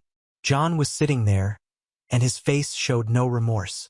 The anger was running down my veins, and I took it as an opportunity to tell my parents how they had a hand in ruining my life as well. They were the ones who failed to raise their kid and raised a soul who had no affection or care but a proper selfish snake who didn't even hesitate to bite his own brother. Mom and Dad kept apologizing, and she kept crying and hugging me, but I didn't hug her back. It was their mistake for ignoring his actions and the fed-up things he pulled from his past history. He could have been better. I called Selena's parents over to discuss the matter. When everyone gathered, I placed the pregnancy test on the table, and Selena's parents were disgusted by it. Her mother slapped her and asked her what she did wrong in raising her and how she could go against God and her religious beliefs. To be honest, I don't care about religious beliefs, but her betrayal and such low moral values made my skin crawl. I knew her, and it is hard to believe, and I swear to the Lord that I would never be able to put my trust in anyone ever again. I broke off my engagement with Selena on that day as she was pregnant with my brother. They decided to get married. Update 3. Our family decided that John would marry Selena with shared guilt and secrets, but the most surprising part was yet to come. Everything for Selena went downhill. The only person who didn't get his karma was John, and as for Selena, she suffered terribly. John was a douchebag. He had a warning attached to him with the reputation of a charming womanizer. Commitment was an alien thing for him, and the whole pregnancy thing was suffocating him. The reason why Selena agreed to the engagement was not that she was in love with me, but to get John back, and she pretended all the time with me. She confessed that herself, and now when John was asked for commitment, his interest disappeared immediately. I was staying out of this, but I knew everything from Selena's mother. She used to call me and cry to me as John was asking Selena to abort the child. Selena indeed realized that she was just another conquest for him and regretted what she did to me. Her mother didn't let her abort because of their religious beliefs. The honeymoon phase she thought she was going to get by making him jealous through me ended in a tremendous nightmare and ruined many lives. And as for John, it was basically another stupid, baseless thing. He didn't care about his own child and traumatized her. In between all this, I was on medications and attended many orientations for mental health, but it wasn't even close to better, so I gave my interview for an abroad job and decided to leave the country for a while. I had no one who cared for me. My parents were just doing their duty, and John never even apologized to me. What else could I expect from him? Even though the worst thing I faced, I felt bad and wished her the best for the baby because of the way she manipulated me. She got manipulated by him too. John was the biggest player. His charismatic personality and the love and affection he showed and then suddenly stopped can make anyone go mad. Whatever happened was part of life, but he could have been a dad and a good husband and given her a good life. She finally decided to be a single mother, and my family agreed on child support and even decided to give her a house for both her and the baby. I finally cleared my interview and left the country. Yet the pain of the past was never too far from the surface. It was as if a shadow loomed over me, a reminder of scars, and for her as well. The irony wasn't lost on either of us. She traded her beautiful future with years of regrets with my brother, and for her remorse, I couldn't help but feel a strange mix of emotions. While I was angry, I was also glad to see that she saw her mistake. But as for John, He continued doing what he did, disowned by my parents, but he didn't care at all and never showed any inclination to change. I have moved on a lot from my past, and I have also learned a lot, especially to trust my instincts and follow my gut. Now on to the next story. Story 5. Wife got pregnant with a handsome scientist baby. She said she wanted a child with good genes. Hello everyone. I'm 32M, married to my ex-wife, Sophie, 30F, for 2 years. Sophie and I were lovebirds, and even as I share this story, it still surprises me that Sophie cheated on me after all we've been through together. Sophie and I were not strangers when we started dating. As children, we grew up in the same neighborhood and were very familiar with each other. Sadly, when I was 15 or so, her parents moved to a new house and we lost contact. Many years later, coincidentally, we bumped into each other as adults. Even as a child who didn't know so much about love, I knew I was crushing on Sophie, and when we bumped into each other as an adult, the fire rekindled. We spoke for some time and exchanged our contacts. Luckily, Sophie was single at that time, and after hanging out for weeks, I asked her to be my girlfriend, and she said yes. We dated for a year before getting married. I know this might sound simple, but I loved Sophie and felt complete.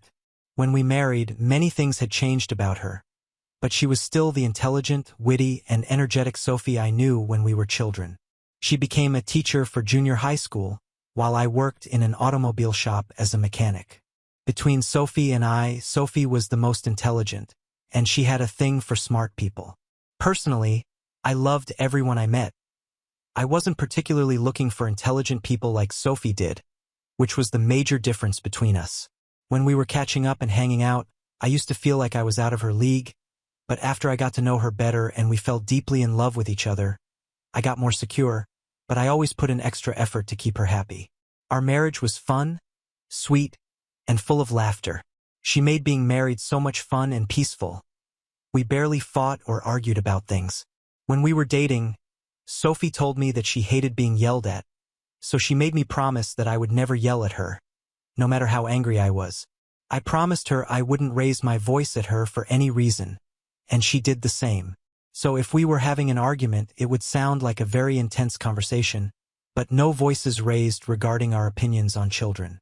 Sophie and I belonged to the same school of thought. We didn't think it was important to wait years before having children. To me, doing that did not make sense. I preferred to have a child a year or two after marriage so our child would grow with us as we grew older and not wait to have my first child at an old age. So immediately after we married, we started trying to get pregnant.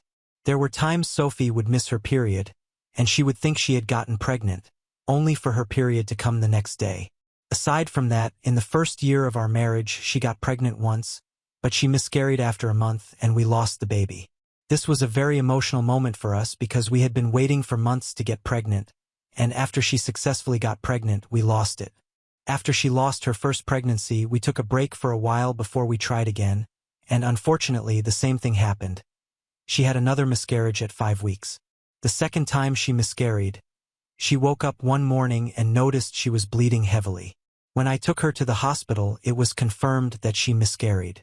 This took its mental toll on us, and for months we could not even talk about getting pregnant again. I tried my best to support her during that season and to be strong for us. After a while, we forgot about everything and moved on. I knew she was going through a lot emotionally, so I decided I wouldn't mention anything related to having a child until she was completely over her last 2 miscarriages. Our marriage bounced back from the few months of pain, and things returned to normal.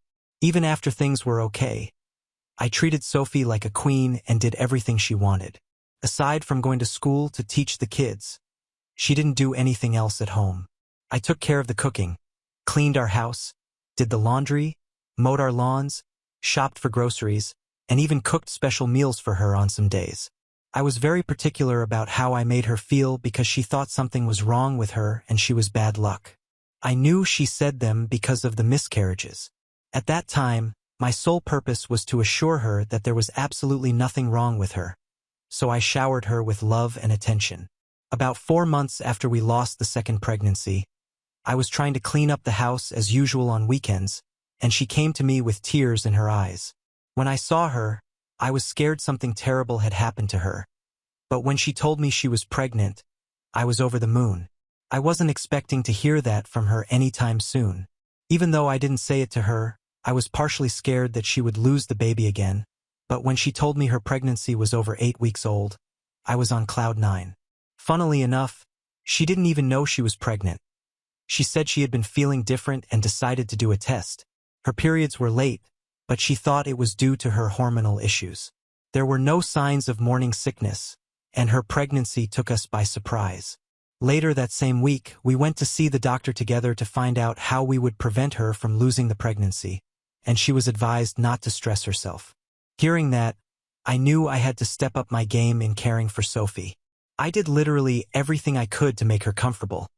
I didn't want anything to cause another miscarriage. Most importantly, I didn't want her to go through that pain again.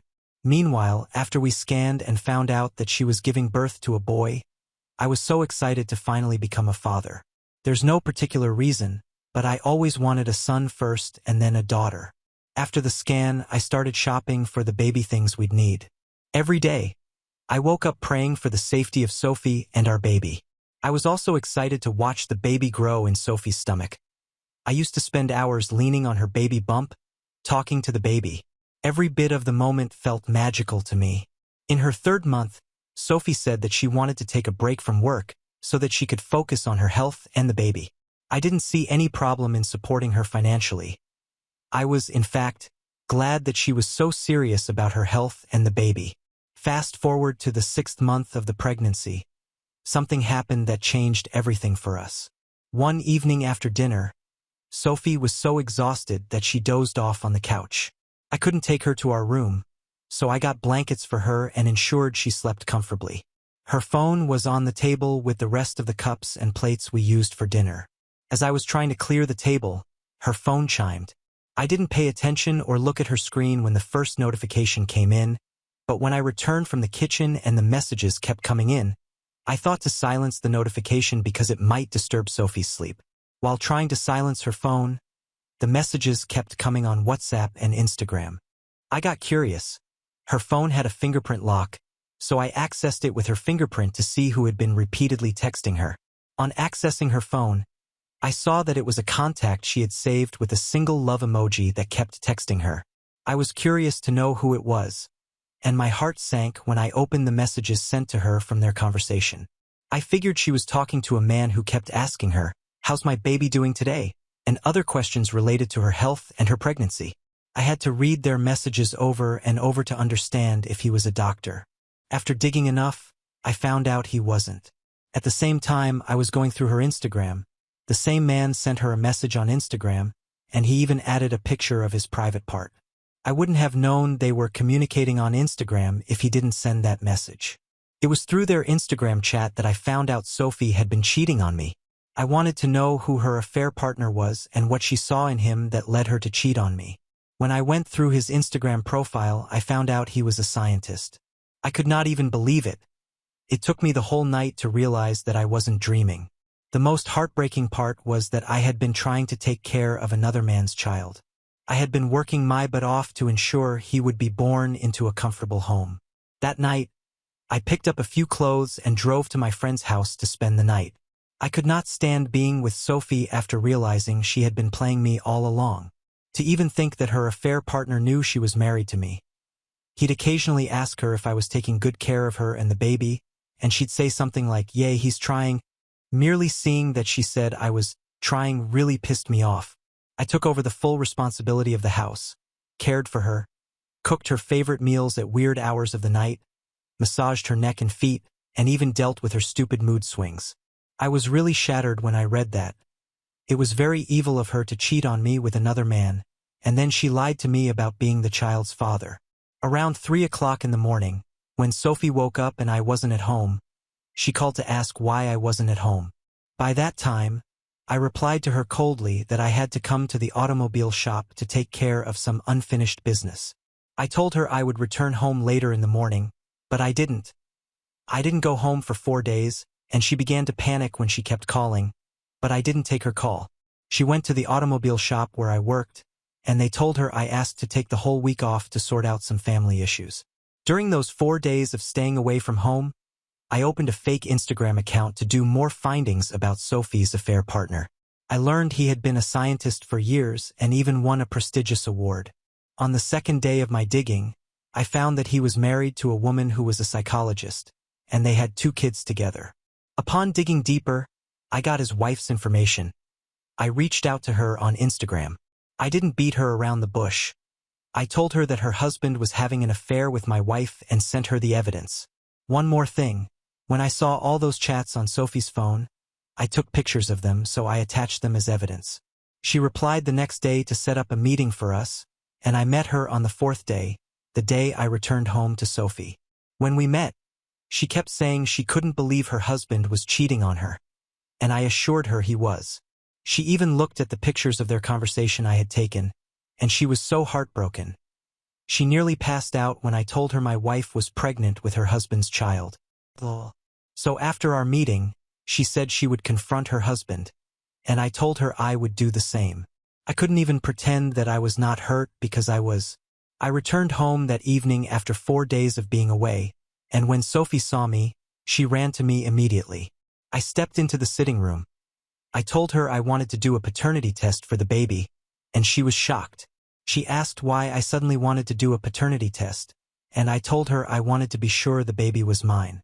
As soon as I answered, she laughed and said I was being ridiculous and that she wouldn't do any paternity tests because the baby was mine. I knew she was trying to be manipulative. If I didn't know the truth, her acting would have forced me to believe I was the father of her child. That day, I raised my voice at her for the first time in years, and she was shocked to see me react like that. The next thing I knew, she started crying and said I was accusing her of cheating on me, and that she couldn't believe I would do such a thing after everything we had been through. I watched her as she cried and did her emotional blackmail thing, and when she was done with her manipulations, I insisted that I wanted a paternity test despite anything she condemned me of. I had printed out the photocopies of the pictures I had taken of her chat conversations. I threw those pictures on her face. She was shocked to see that I had found out her truth. After a moment of silence, she said that she was just flirting with the man and nothing physical had happened between them. Her reasons were so dumb that I didn't feel like arguing with her. I told her that any man referring to her baby as his baby is no joke. Hence, I need to see the paternity reports. After arguing for hours, she finally agreed to do the paternity test. Eventually, we did the paternity test, and when the results came out, it confirmed that the baby wasn't mine. By this time, Sophie knew it was useless for her to keep pretending, so she started asking me for forgiveness. She lied that she got pregnant through a sperm donor and did not know who was the father of the child. I knew she was lying but was too angry and tired to confront her, so I left her in the hospital. I went back home and packed most of the things I needed. I was still packing some things when she came home and tried to stop me. At that moment, I was at my peak anger, and I could have done something regrettable, so I left the house. No matter how I tried to explain how let down and heartbroken I was, I don't think any amount of words can express how I felt while I was leaving the house. Sophie became dramatic and started calling me names. Despite all she did to make me stay, I left the house, and we didn't communicate for another week. She called me every day and sent different voicemails of her crying, shouting, and begging. It was almost like she had multiple personalities. Just 2 days ago, her parents called and rained abuse on me. They called me a deadbeat father and said I was the worst father any child could ever have. Honestly, I was in no mood for drama, so I wanted to quietly divorce Sophie without telling anyone about her infidelity. But knowing that she cheated on me and scattered everything with her hands, she still reported me to her parents, friends, and everyone who listened to her lies. I can't stand any other person calling me to say rubbish when I know so well that Sophie is the one they should all be calling names. Her parents have threatened dire consequences if anything happened to their daughter or the unborn child. Even though the child is not mine, it's still a living being. I don't want that unborn child to suffer, so I'm just keeping quiet until she delivers. Update 1. Hello everyone. Thank you for your comments. Someone here said something when I mentioned in my post that I wanted to divorce Sophie without any fuss. I wasn't joking when I said that. If you know what I have been through since Sophie's miscarriage, you will understand why I said I didn't want any more drama. I've had enough marital problems for one marriage. It even gets crazier when I wonder if Sophie had been cheating on me from the first year of our marriage. Some of you said marrying Sophie in a year was too fast. I believed I had known her since childhood. Hence dating for a year never seemed less. Anyways, that's all in the past now. Last week, I made a public post on Facebook that insinuated that Sophie had broken my heart and scattered everything we had planned. And a Facebook friend of Sophie reached out to me after that. Some of Sophie's friends and colleagues are added to my Facebook. You know how social media works. He was a fellow teacher in Sophie's school, and he said there was something he needed to tell me about Sophie. I agreed to meet up with him, and he told me that Sophie had been having an affair with some of the fathers of her students. I didn't believe him when he told me until he showed me a very short video he had secretly recorded a long time ago. According to him, Sophie had a thing for the fathers of the intelligent kids in her class, and it was almost like she was throwing herself at them. He claimed he was telling me because he wanted to help me dodge a bullet. In addition, he said the school was aware of Sophie's terrible acts, which was why she was fired from the school just after her pregnancy. I was so surprised when he told me that Sophie was fired months before she told me she had quit. It meant that the whole time I struggled to care for Sophie while neglecting myself, she had been cheating on me. It had to be the only explanation because her income did not change or drop. Every morning, she would dress up to work and return around her usual time by noon. She'd even come home to tell me how much fun she had in class with the kids, which were all lies. It would be an understatement if I said I felt used by Sophie. I had never been lied to, used, or manipulated like that by anyone. After everything I heard, I knew it was over between Sophie and me. Hearing all of those things stirred up a wave of anger in me that I didn't even know I had in me. Meanwhile, I contacted a lawyer to process our divorce papers. After we divorce, I'm not sure what I'll do next. Anyway, I will make another update as soon as I'm done with Sophie and all of her dramas. I look forward to your comments on this update. Update 2. Hello everyone. Thank you so much for your words of encouragement. Like you all said, if I take Sophie back, I'd be shooting myself in the leg. I no longer love her, and I feel no pity for her. If she could do such a terrible thing to me while I worked as hard as possible to be a good and supportive husband to her and the child I believed was mine, she could kill me in my sleep. I'm not exaggerating. A woman like Sophie is capable of anything, so I finally confronted her annoying parents who kept calling. In fact, I dropped the pictures of the conversation between her and her affair partner on their WhatsApp family group chat, and then I dropped a long voice note to explain everything to them. In case anyone had reading issues, I dropped the pictures on the group chat before I confronted Sophie for the last time. I told her I knew she had been sleeping with multiple men, and the father of the child she was carrying was a scientist. The expression on her face showed that she wasn't expecting me to say that. She had already become lean because of the few days of crying, thinking, and begging me to talk to her. I thought she would continue begging me, but she already knew her pretense time was over. She became defensive and admitted that she was having an affair with the scientist. She even boldly told me she did it because she wanted good genes for her baby, not my weak and dumb genes. I never believed she would say that to me, but she did anyway. She didn't know that I had contacted her affair partner through his wife and told them I found out Sophie was a serial cheat. I knew that Sophie didn't show any remorse when she admitted to having an affair with him because she expected that his child support would come heavy. Unfortunately for her, because her affair partner wanted to fix things with his wife, he also insisted on a paternity test. When the results came out, it turned out he wasn't the father of the child either. Sophie slept with multiple partners during that time.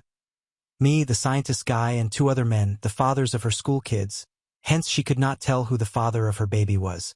2 weeks later, after her AP found out he wasn't the father, my lawyer sent her the divorce papers, which she refused to sign at first.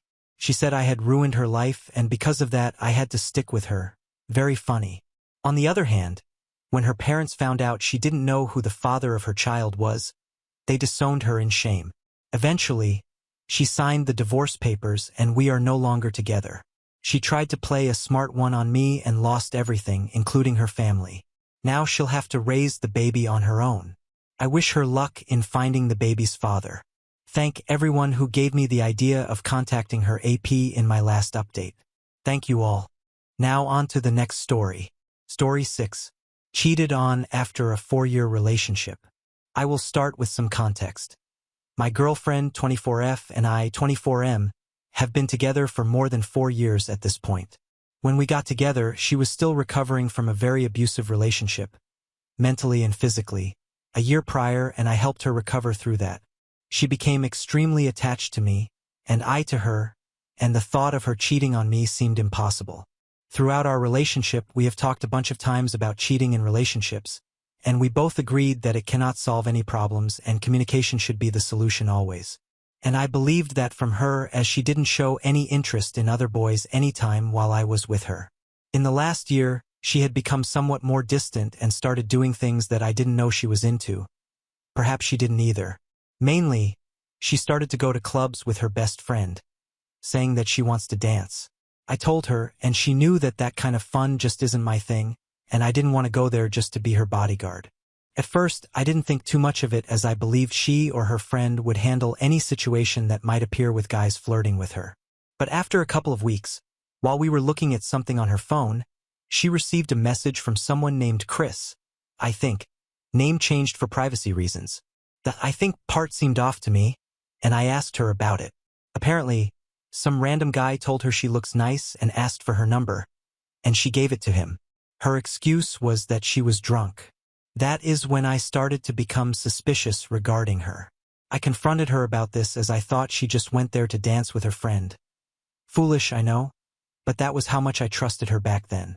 The result was a huge fight in which she snapped that I was too jealous and controlling about this. My argument was that she has no volition when she gets drunk, and neither she nor her friend would do anything if a couple of guys would get them drunk or drug them and take them or whatever. We somewhat recovered from that fight in the months that followed, but I still felt some resentment from her regarding that. She also started saying that I am judging her whenever she would tell me something more sensitive.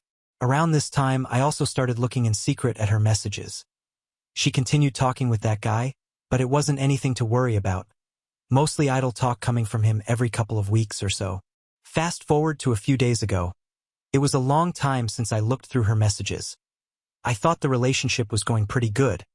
I was investing time and effort into it continually. She still seemed kind of distant, but in her words, she was just stressed and tired from university classes and work. I believe that, as I'm also stressed and tired from that, but I guess everyone has different thresholds. I, however, thought one night while she was sleeping to look through her messages to see what is up.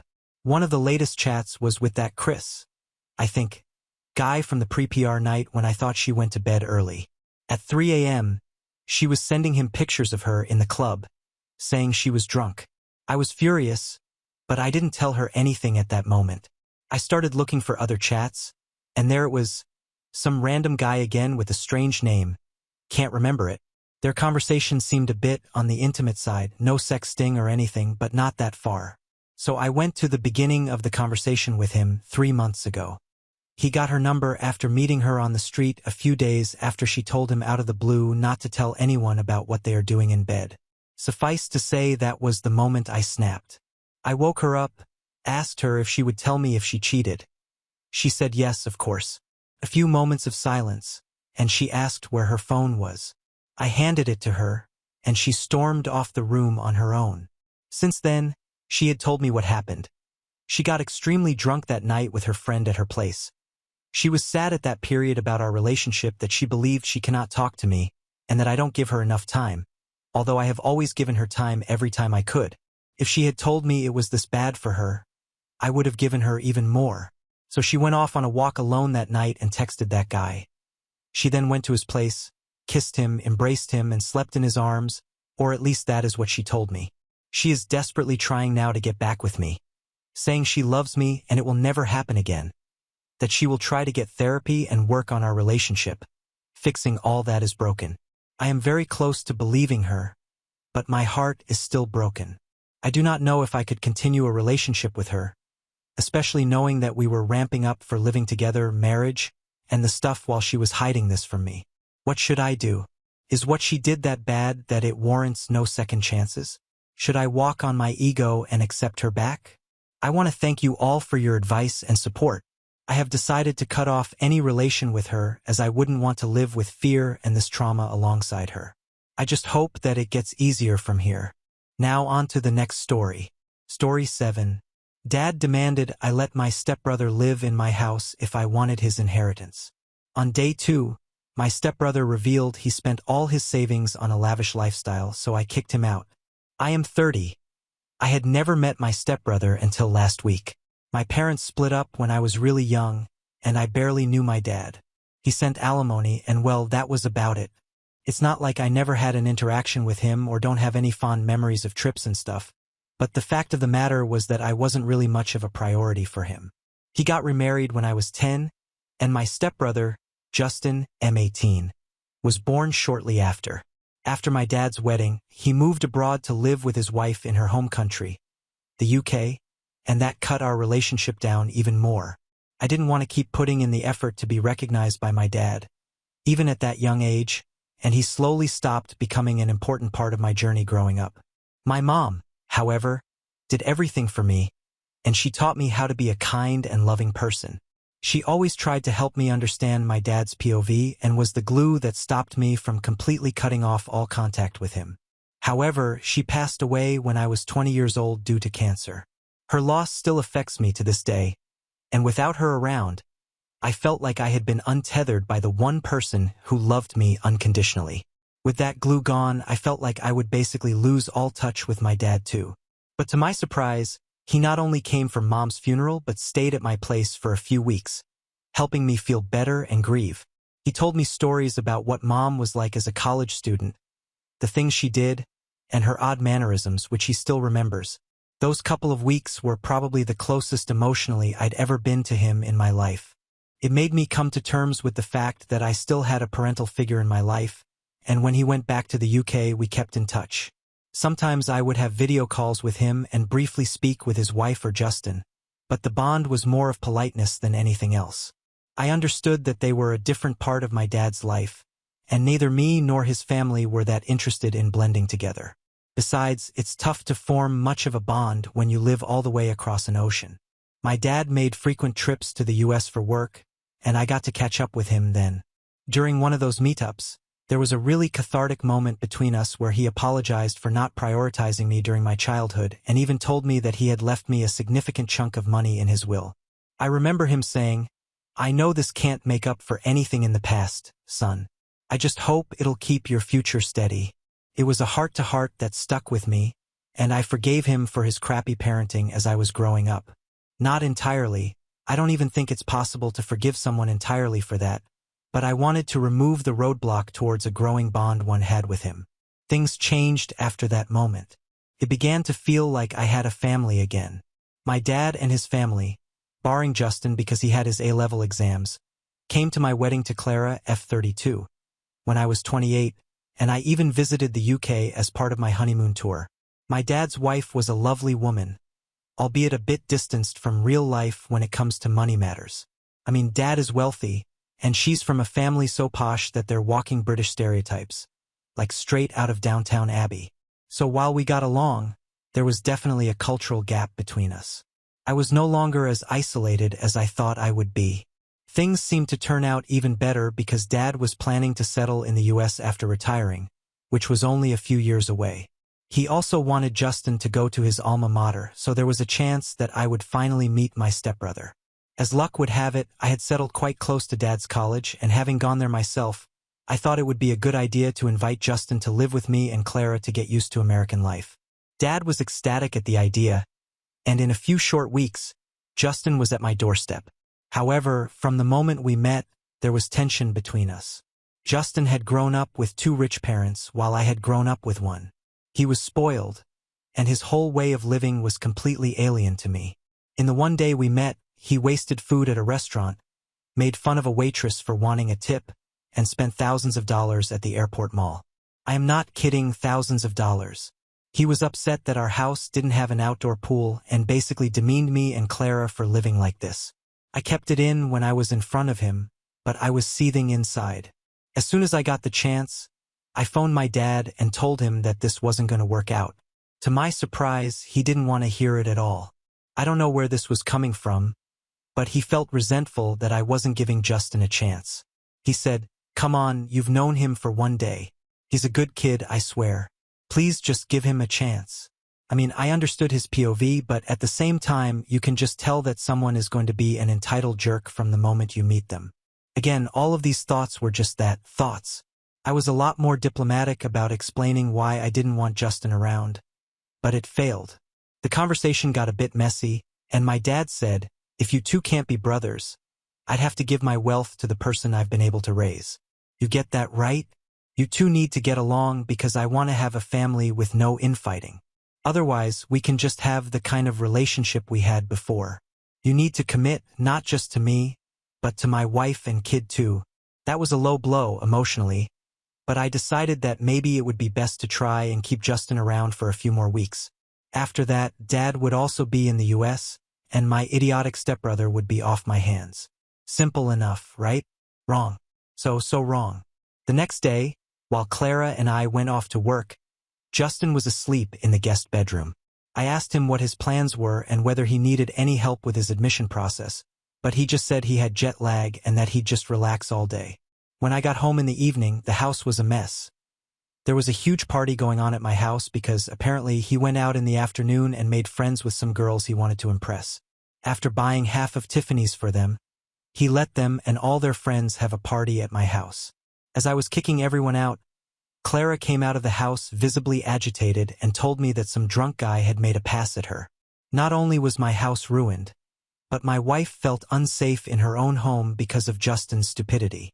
I saw red and told him that he was never allowed back in my house. When he asked, "Come on, where am I supposed to go?" I replied that he best book a damn hotel room. That's when I found out that he had drained the money Dad had given him to get settled into the US. All of it was gone in literally a few days. I couldn't care less, and I told him to figure it out. The next morning, my dad called me and said that he was really disappointed that I let a kid rough it out like that. Apparently, the idiot called his dad and then spent the night at a gas station. I know that he was super entitled, and I'm definitely not going to apologize for going off on him, but was I TA for kicking someone out into a country they're not familiar with? Update 1. So Dad landed in the US. He booked an early flight and sent Justin some more money so that he could check into a hotel. I wasn't going to budge on letting my stepbrother back into my home, but I did invite my father to my house so we could talk things over. If he was going to be just as stubborn about forcing a bond with Justin, though, I was going to tell him that I could care less about his inheritance. We'll see how things go, though. Update 2. Speaking to Dad was quite a roller coaster ride. First off, it wasn't just him who came. It was his wife too, and to my dismay, Justin as well. I couldn't do much about it, and all of us awkwardly sat in the living room. Then, to my surprise, Justin got up and blurted out an apology for his behavior. It was rehearsed, and it sounded like a snotty toddler being forced to apologize by his parents, which isn't too far off from reality. My dad then said that he also didn't understand the full extent of Justin's behavior, and after he learned about how he had drained all of his savings by looking through his transaction history, he had a stern talk with Justin. I'm not surprised that this kid gave Dad a very different story than what had gone down. Basically saying he lost his money through a scam to which he was a victim, and I wasn't willing to hear him out. I scoffed at that and said, "Dad, I appreciate you making your kid apologize, but it doesn't change how I feel about him. I won't let him stay with me, and nor would I consider him as my family unless he proves that he is genuinely sorry. I do respect you and your wife, but I need time before I can really even think about calling Justin a brother of mine." That changed the tone from apologetic to icy once again, and they left without promising to meet up or fix things. The inheritance wasn't ever brought up again, and I guess that means that Dad still sticks by what he said. Clara thinks that it would be better for me to just pretend to mend bridges with my stepbrother so that my dad feels more secure about his family and I don't lose the relationship that I've built with him over the years, but I just can't bring myself to do that. Update 3. So it's been a month since my dad has moved to the US. In that time, we haven't really spoken to each other, and I think Justin has finally moved into a dorm. However, to my surprise, I got a call from my dad's wife, and she had a heart-to-heart with me. She admitted that Justin was spoiled because of her. My dad just wanted me to have a relationship with my stepbrother because he was insecure about bringing together the two different parts of his life. He thought that it was a prerequisite for me and Justin to respect each other in order to stop his family from being fragmented. He had confided in her about these feelings but felt too ashamed to reach out to me. I thanked her for letting me know, and I did tell her that I'd reach out to Dad when I felt ready. I spoke to Dad on call, and it was clear that he missed me and vice versa. He fully admitted to being an a-hole and blinding himself to Justin's terrible behavior while also forcing me to live with it. He apologized for threatening me about the inheritance and said that I would receive what I deserved regardless. I thanked him and reassured him about our relationship and how it isn't compulsory for me to get along with Justin in order to respect his new family. Things seem much better between us now. Now on to the next story. Story 8. My wife stole our daughter's college money to fund her shopping addiction and wants me to take the blame. I've been with my wife, Andrea, 48F, and my stepdaughter, Cassie, 17F, for 8 years now. I love them both to death, but Cassie is a very brilliant young woman. Recognizing her potential, Andrea and I decided to put together a college fund for Cassie so she wouldn't be crushed by debt. Over the years, it has amounted to over $200,000. Cassie is aware of this and is banking on it since she's trying to get into the Ivy League. To make a long story short, last week I found out that almost $170,000 of the money was missing from the account. I freaked out and asked Andrea if she knew anything about it. She teared up and said that she had been spending the money over the years to fund her spending habit. I was furious, but I had a moment of clarity. I've browsed these subs enough to know that an affair was possible, so I asked her if she was having one. She adamantly denied it and offered any proof I needed. Social media accounts, emails, her work phone, everything. She offered to show me the receipts as well. There was nothing that popped out as suspicious, and the math from the receipts added up as well, so I let it go, but we still had the major problem of the money being gone. She described herself as a shopping addict, and the money from Cassie's account was just too tempting not to use. She didn't make excuses but offered no solutions. As stated before, I was beyond furious. She ruined Cassie's chances at going to college debt-free and has changed the trajectory of her whole life. I had asked her to stay with her sister while I tried to figure this out. Cassie was concerned about why she was leaving, but we just said we needed a little bit of space. I asked Andrea to come back home yesterday, and we had an extremely long discussion about how to handle this. She stopped me from talking and asked a favor of me. She asked if I could take the fall for her. For context, she and Cassie don't get along for a variety of reasons, and knowing how independent Cassie is, she will probably leave right after college, if not during. In fact, Cassie and I get along very well, and she comes to me for a lot of her issues. Andrea fears this will permanently drive Cassie away, and she doesn't want to lose her. I told her that before we even talk about that, she needed to acknowledge her mistake and own it. She needed to go to individual therapy, we needed couples counseling. She needed to find a shopaholic support group, and that I would be controlling the finances from now on. She said those terms were steep but fair. I said she needed to tell Cassie what she did, apologize, and hope for the best. She refused and said she could never lose Cassie. She said I could survive the mistake, but she couldn't. I told her that, in order to even consider me taking the fall, she needs to agree to my terms. I don't know what the hell to do. The last thing I want to do is lie to Cassie, but I don't want Andrea and Cassie to split up forever. And the worst part about this whole thing is that Cassie's life is ruined either way, and I don't know how to replenish the money other than maybe borrowing from my 401k. Reddit, do you have any suggestions? Divorce is always an option, but I love Andrea despite her mistakes, and me dating at age 52 is next to impossible. Edit.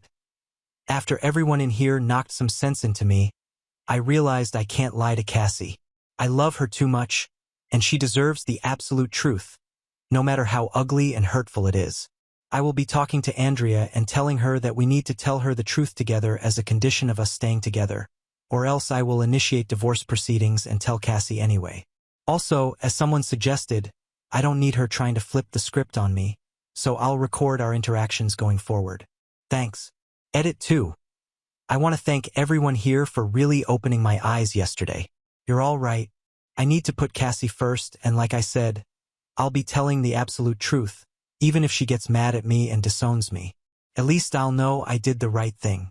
In addition, I'm going to pay for her college myself.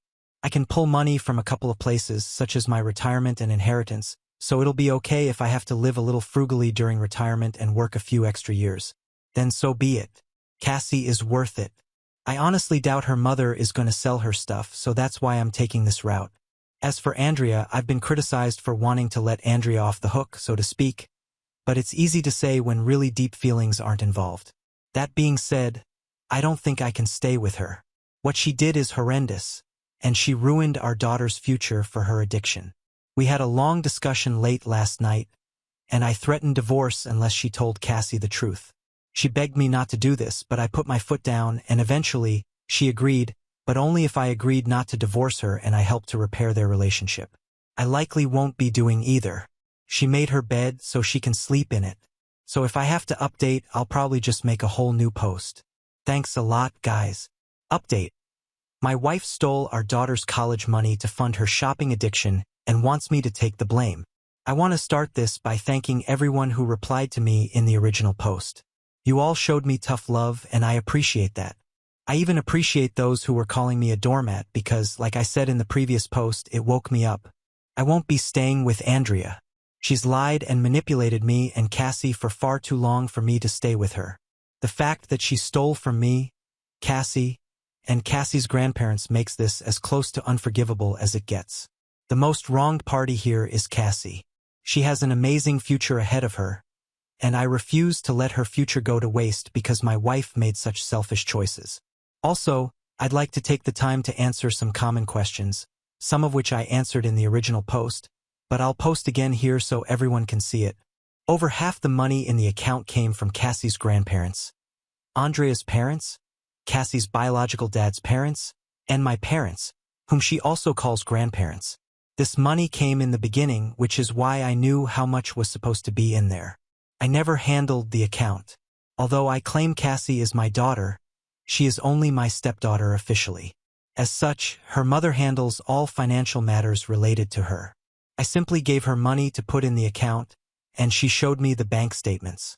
My belief is that she pocketed the cash whenever I gave her money. I did notice all the stuff she was buying. She claimed that they were either on sale or because she got a work bonus. She makes a very good living and I thought was responsible with money, so I said, all right. I did ask her why she needed so many Christian Louboutin shoes. She shrugged it off. Although people can't wrap their heads around it, it's very easy to spend $170,000. A large chunk of the money went to buy a Mercedes, which I thought was a lease. She had a 7-year-old Lexus that, according to her, her friends were laughing at. Keeping up appearances for her wealthy friends is very important to her. Cassie and Andrea do not get along for a variety of reasons. Allegedly, Cassie takes a lot after her deceased father, and Andrea can't relate to her at all, or maybe doesn't try hard enough. Cassie much prefers to talk to me. We have parent/child boundaries, but Cassie considers me one of her best friends, or words not mine. I realized taking the fall was her manipulating me, plus it would have opened me up to a crap ton of consequences that I don't need to deal with. Plus, honesty is always the best policy. I wasn't thinking properly in my last post and was afraid to be alone and single. I guess I have some issues being alone that I need to address. Plus, I really do love Andrea. We connect in a very deep way, but I'm still divorcing her. Oddly enough, a comment that senior homes have COVID outbreaks made me laugh and made me realize that I could date again at this age. Plus, you guys gave me some very nice compliments, so thank you for those. After my final update on the original post, I talked to Andrea deep into the night. She went back and forth with me on admitting to Cassie what she did. She said that she, or even both of us, could get loans and take care of the money. Then I said she had a problem and she needed to make amends, which was a talking point from here. When I threatened her with divorce, she agreed to tell her so long as I don't divorce her. I guess she's afraid of losing everything. That afternoon, we sat Cassie down and told her the facts. She thought we were just kidding at first, but when she realized we weren't kidding, she got extremely upset. I'll spare you the details, but she and Andrea got into an extremely loud and vicious shouting match. Cassie called her some truly awful names, and Andrea, while she didn't curse at her, tried to defend herself but started getting angry at the names she was being called. They were so loud the neighbors called the police. I had to awkwardly explain the situation to them while hoping they didn't think I was some kind of wife beater. Cassie told Andrea that she never wanted to speak to her again and that she never wanted a dime of her money and stormed off. I asked Andrea at this point to stay with her sister indefinitely while we give Cassie and me some space. She didn't want to go. She fought me to stay, but I told her Cassie and I needed time apart from her, so she packed her stuff and went to her sister's house. As for Cassie, she went to her room and locked the door. She let me in after I told her that her mother had left. She cried in my arms and expressed that her future was now ruined. I told her it wasn't, that I would cover her college from my retirement and that I would make it right. She doesn't exactly know what a 401k is yet, but she told me that she doesn't want me to work until I'm 90, like the people at Walmart, just because of her. I just told her she's worth it and that you do stupid things for the people you love. She said that she would start looking for scholarships and maybe other schools where she could get a full ride since she has excellent grades and extracurriculars. I then admitted Andrea wanted me to take the fall for her and that I had considered it, but I came to my senses. She got upset with me and told me that would have been the stupidest thing I could have done. She said she wouldn't have believed I did it anyway, and it only would have made her more upset at her mother. She told me that she doesn't blame me and that she's not mad at me for the money being gone, but she is mad that I'd want to cover for her mother. I apologized for that. We talked and cuddled for a while longer before calling it a night.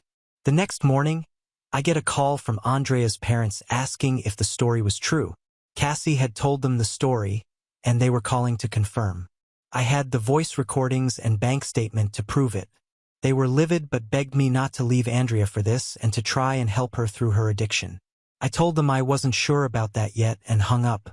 A while later, my parents called and asked me about it. I confirmed. They were probably more mad than Cassie was. All things considered, they're threatening to press charges. I told them to calm down and that I would handle it. Cassie is doing okay. She's still a little shell-shocked, but she seems to be taking it as well as one could hope for. I made her pancakes this morning, and it seemed to brighten her mood a bit. I asked her if she wants to do therapy. She said she'll think about it. I will be doing therapy for myself. Andrea has been calling to talk, but I'm just letting it ring, so she's leaving voicemail. She's offering anything to make it right. Money, sex, favors, you name it, but it's not going to work. I feel horrible for Cassie, and especially so close to Christmas. I think I'm going to get her a Billie Eilish ticket since that's her idol. It won't make up for it at all, but it could go a long way to helping her feel better. So that's it for now. I guess I'll update if anything further happens, but I think this is pretty much it. Thanks. All you've been a tremendous help. Edit.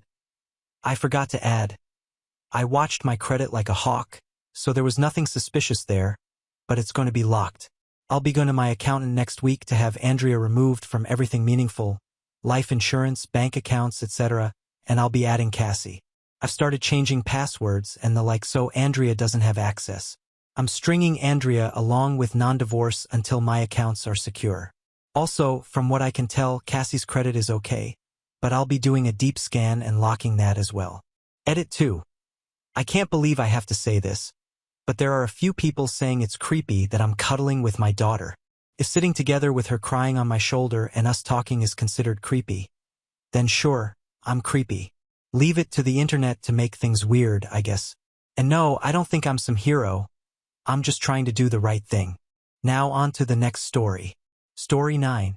I had everything I could have wanted from my husband, yet still chose to destroy it by sleeping around. Hey everyone, I made a big mistake. I lost the man I loved because of my selfish actions. I deeply regret hurting him, but what hurts even more is that he chose to leave instead of working through our problems. I wish he had stayed and helped me learn from my mistakes instead of walking away. I'm truly disappointed in the choices I made. I had a wonderful man in my life, a caring partner, and an amazing husband. I threw all of that away for some meaningless fling. When I was 19, I met my husband, who was 21, at a library. Before him, I had never been in a relationship, on a date, or even been kissed. I was quite introverted, and my main focus in university was my education.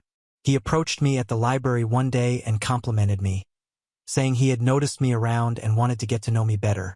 He asked for my phone number, but I turned him down right away. I didn't want to give out my number, and I certainly wasn't looking to get involved with anyone at school. I just wanted to focus on my studies and get my degree. Over the next few months, he would often come over to the table where I was studying with my friends. Sometimes he came alone, and other times he would join in conversations with my friends. I gradually got used to seeing him every day, watching him from afar as I studied and observing how well he got along with my friends. One day he didn't show up at the library, and I became worried. I asked my friends if they had heard anything about his absence, but they claimed to know nothing. One of them even told me, "His life doesn't revolve around you, you know. Maybe he got tired of waiting for you and moved on." Those words stung, and at the time I didn't fully understand why. It was only later that I realized I was falling for him, and the idea that he might have moved on hurt me deeply. He didn't show up the next day either, and I grew even more concerned. I asked my friends if any of them had his phone number so I could check on him, thinking he might be sick or in the hospital. However, they all told me that they didn't have his number because I had specifically asked them not to take it.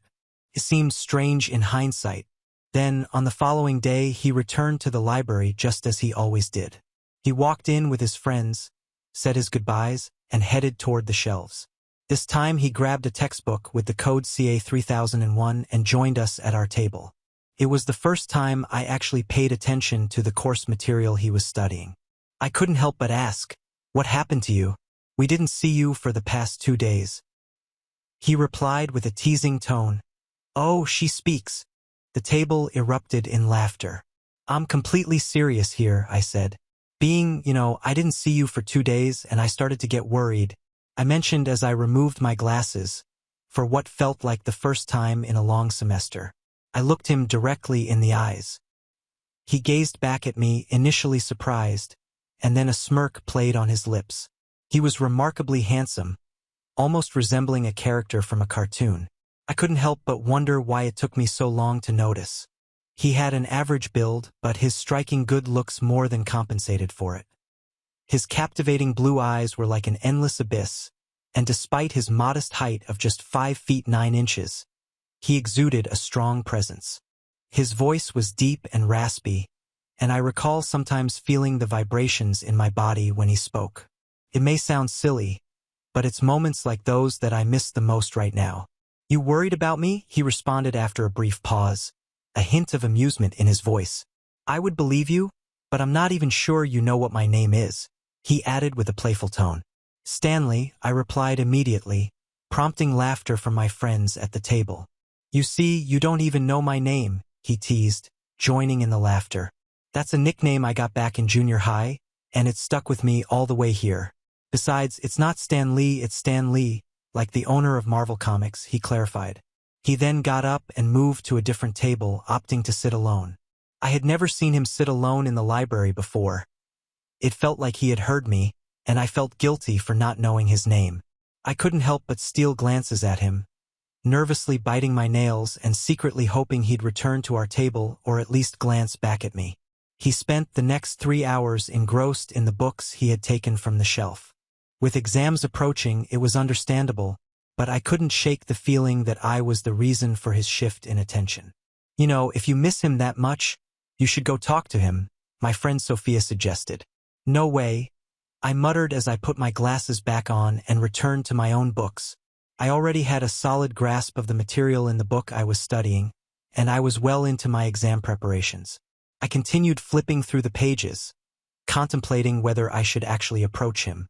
Eventually, I gave in, stood up, and walked over to the table where he was sitting. "Hey, I'm sorry," I said, in what he would later describe as the cutest anime-style apology ever. He looked up at me, raising an eyebrow in that way he did when he wanted someone to repeat themselves. I took a seat at the table across from him. Starting a conversation was a bit challenging, and he seemed to notice. He assured me that he wasn't upset or anything, even though he wasn't thrilled that I didn't know his name. He explained that he had moved to a different table because he needed to focus on studying for an important test. He mentioned that the professor was strict and didn't give out good grades easily. He emphasized how crucial it was for him to pass the course and avoid an additional year in college. He also playfully added that he would have stayed at our table, but he found it more appealing to spend time looking at me rather than reading. I mustered the courage to ask, "So what's your name then?" He closed his book, his face breaking into a warm smile. "Daniel. Let me introduce you to Daniel," he said, extending his hand for a handshake. I had always thought that Daniel and Danielle would make the perfect couple name, and I still believe that. I just couldn't understand why I had blown my earlier chance. As I got up to leave, he reached for my hand, and I felt a jolt of excitement.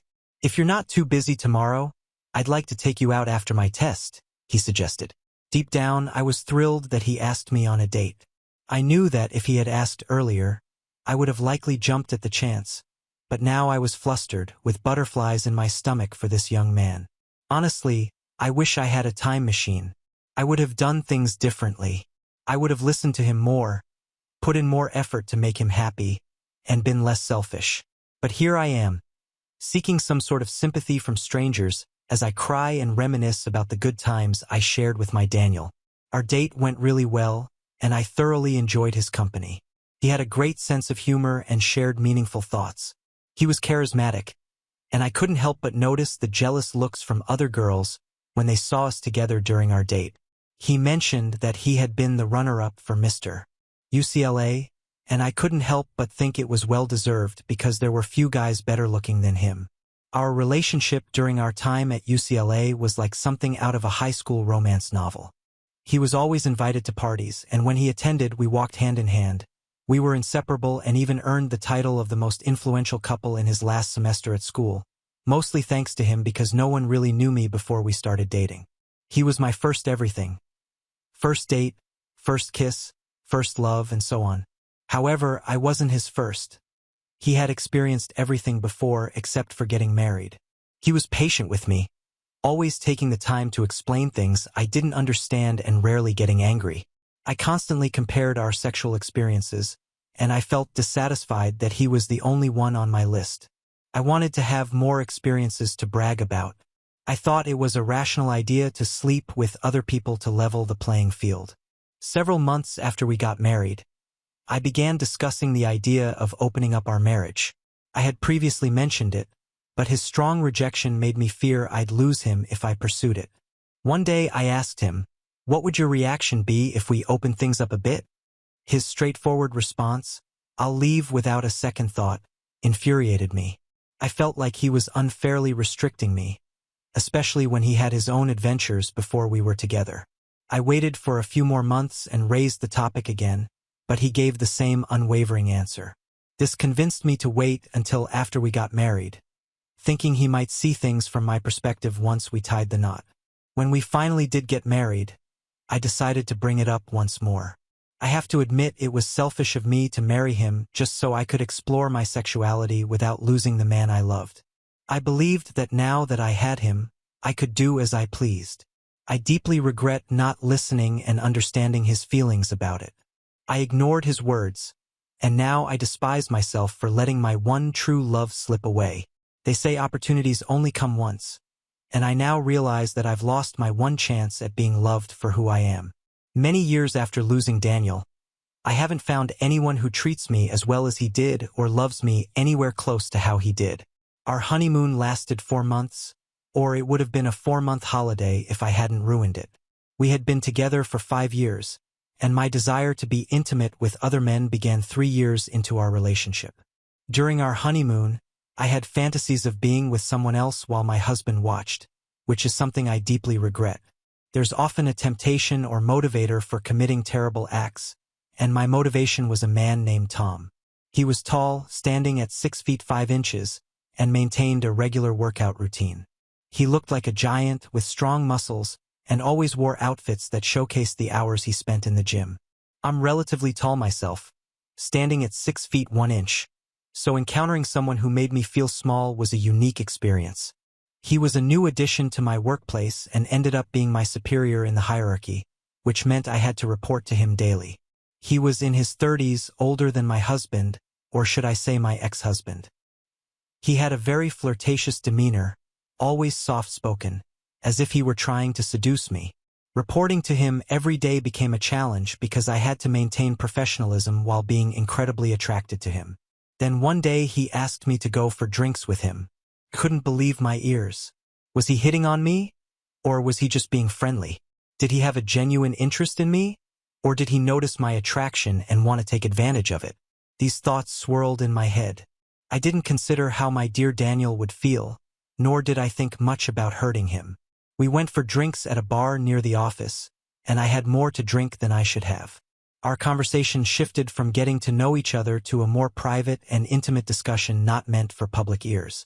I wanted to be more than just one man's woman. I told him about my wish to open up my marriage for sexual liberation without guilt, and I even admitted to having a crush on him. When he asked if I had discussed this with my husband, I replied, yes, but he doesn't see things the way I do, and he mentioned that he'd leave if I went ahead with it. Tom then gave me advice that, in hindsight, was foolish. At that time, I was seeking anything that would relieve me of the responsibilities of my choices. He suggested that, instead of asking my husband, I should tell him that we should open up the marriage for me to have my fun. Looking back, I realized that Tom was a person who gave terrible advice with unwavering confidence that it was the best course of action. Now I understand he said those things because he wanted to be with me that night. He made me feel like the most important person in the world. I know it was the same treatment I received from my Daniel every day, but getting that from a different man for the first time ever made me feel like a teenager again. We parted ways the day after, sharing a kiss. When I got home, my husband was sleeping in the living room, probably because he had been waiting for me to return from work. I entered quietly, went to the bathroom to shower and brush my teeth to get rid of the alcohol smell. I was still a little tipsy, but I could control it. I woke him up and told him I needed to talk to him about something. He mentioned that he had something exciting to share as well. But let me go first. He had a beautiful smile on his face as he listened attentively. However, his smile disappeared in seconds. I didn't mind because I had convinced myself that I was doing the right thing. I told him, I just want you to know that I have to do this. I can't handle the fact that you're much more experienced than I am. It makes me feel like you settled for me. I don't want to be the girl you settled for. I want to be desired and admired by other men, just as you were with other women before we met. I don't think I can be happy unless I do this. We're opening up the marriage, and it's not up for discussion. Those were the hurtful words I said to the man who loved me. When others called me War, a nickname I got in college derived from Weird Nerd, those were the words I used with a man who made those nicknames disappear, the man who gave me some of the attention I always thought I deserved. These words haunt me, and I cry every time I remember that situation. What kind of foolish young lady was I? He looked into my eyes for a while, then lowered his head as if he had been defeated. He sat there in silence for what felt like an hour before saying, well, you've said your piece, so I guess that's that. He got up and went to the bedroom, leaving me wondering about what he had wanted to tell me earlier. He dismissed it, saying it was nothing and blamed his tiredness on overthinking at the office. The following day, I went straight into my boss's arms. We were intimate in his office that morning, and that was just the beginning. Tom was my first intimate partner who wasn't Daniel. There were many more to follow. I often went out with my coworkers on Fridays to their regular TGIF spot and would occasionally wake up on a Saturday next to a stranger I had never met before and would never meet again. I was promiscuous, to say the least. I believed it was just a phase and that I would eventually grow out of it, but I didn't realize the price I would have to pay for my newfound enlightenment. I continued to engage with different men almost every day or every other day. 2 months later, as I was preparing for work, Tom showed up at my house. He was supposed to pick me up, assuming my husband had already left for work as usual. I thought I could seize the opportunity for a quick encounter before heading to the office together. My husband opened the door to Tom, who was holding a bouquet of flowers. I couldn't hear their conversation over the sound of the running shower as I was washing my hair. When I stepped out, they were exchanging pleasantries. Daniel even cracked a joke, saying, "So you're the guy who screws my wife while I'm busy changing light bulbs." Daniel was never one to show emotions, whether it was anger, pain, disappointment, or sorrow. You couldn't easily read him. The only things he would show were a smile or a frown, so I genuinely believed that he was completely fine with our open marriage arrangement. He even went as far as holding the door open for me as I got into Tom's car. My young and naive mind couldn't grasp the grave mistake I had made for my marriage. During our ride to the office, Tom joked about how well my husband seemed to be taking the open marriage concept. He made remarks about my husband possibly being a cook and even suggested, if he wants to watch, we can arrange that. That day was a Friday, but unlike every other Friday in the past 2 months, I didn't go out with my coworkers. Instead, my boss, Tom, and I reserved a hotel with glass windows that provided a nice view of the city's nightlife. That night, we had a satisfying, intimate encounter.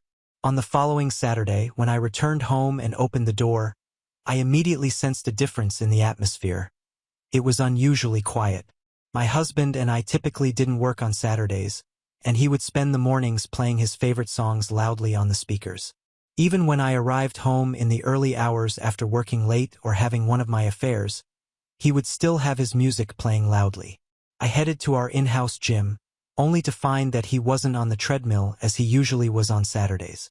Then I went to the kitchen, hoping to find that he had at least made coffee, as was his habit. I noticed my favorite cup sitting on the kitchen counter, which brought a smile to my face as it was a reminder of the life we had shared since moving in together 3 years before our 2-year marriage. I picked up the cup, intending to take a sip, but it was empty. Upon opening the cup, I discovered an enveloped letter inside. I can't recall the exact contents of the letter, but I've kept it as a memento of how I let something beautiful fall apart due to my desire for more romantic encounters. I'm deeply disappointed in myself. I've made numerous foolish mistakes in my life, but allowing Daniel to slip away like that ranks as the most foolish decision I've ever made. I retrieved the letter from the envelope, leaving it in the cup that still carried his scent on the inside. After 5+ years, the note read, "Hey, I hope you're doing well. You're probably wondering why you can't hear Smooth Criminal playing on the speakers right now. By the time you read this, I will likely have arrived in South Africa. My company is launching a 5-year program to nurture the brightest computer-literate minds in Africa, and I'll be spending the next 5 years there. Don't worry, I haven't forgotten about your infidelity. When I return, we will begin divorce proceedings. I hope Tom's company and the other men you've been with were worth it. When you first mentioned it, I thought you were joking, but yesterday confirmed otherwise. I regret ever knowing you. If I could change one thing in my life, it would have been leaving the first time you said no. You're really not worth the pain you've caused me over the years, and I won't pretend otherwise. I don't hope for good things for you." Alongside the note, there was a flight ticket dated for Saturday, June 7, 2014, and a passport with my name on it. On the back of the flight ticket, there was a message that said, "Remember the news I shared with you 2 months ago? This is it. My company is sponsoring both of us to stay in South Africa. They're even offering you a job." At the bottom of the cup, I found his wedding ring. My entire world crumbled before me. I spent the rest of that day just staring at the cup. I couldn't eat or drink anything. I was completely consumed by shock. The following year was a long period of depression as my life slowly unraveled, starting with the day when Tom's best friend, Elias, came to collect all of Tom's belongings. I was sobbing uncontrollably as I watched him and the movers take away Tom's possessions, which had become sentimental to me. Elias, out of kindness, allowed me to keep a box of Tom's cologne and his favorite hoodie, but he returned the next day to retrieve them. He walked in on me still wearing the same outfit I had worn to work on Friday, weak from crying for over 24 hours. I couldn't put up a fight as Elias angrily took the hoodie from my hands. He looked at me with disdain and said, "Stanley told me about what you did. You brought disgrace upon women everywhere, and I hope you carry this regret for the rest of your life." He then grabbed the cologne and left, remarking, "If it weren't for the laws of this country, I'd spit in your face. I hope your life turns out as sad and empty as this room." Elias was never one to hold back his thoughts. His words hurt me then, but they hurt even more now as my home has been nothing but sad and empty since my beloved half left me. Just a week after the incident, Tom was transferred again, this time by his own request. I asked him why he had requested the transfer, believing that we were building something together. He bluntly told me he was moving away from me, that he had enjoyed himself, and it was time to move on. He also advised me to close my marriage with Tom before it was too late, not realizing that it had already been too late a week ago. My next boss was extremely strict. It didn't take long before I received a reprimand for my mistakes. Due to my instability at that time and because I wasn't involved romantically with him, it wasn't long before I was fired from the job. My parents disowned me after Elias informed them about what had happened. They were devoutly religious people, both ministers at the church I grew up attending. In their view, they didn't want to be associated with someone they considered immoral, someone who would end her marriage just to seek the touch of another man's hands running down her thighs. I kept my communication lines open in the hope that Tom would reach out to me. The 5 years he mentioned came and went without a word from him, and I didn't hear any news of him returning to the country. When I tried to contact Elias, I found out that he had joined Tom in South Africa. A year later, I began losing all my friends. Now on to the next story. Story 10. My ex-husband left me for his girlfriend, whose ex-husband I'm now engaged to. After 4 years of dating in secret, my family resents me, and my kids refuse to see me. I, 49F, and my ex-husband, 50M, let's call him Kevin, got divorced.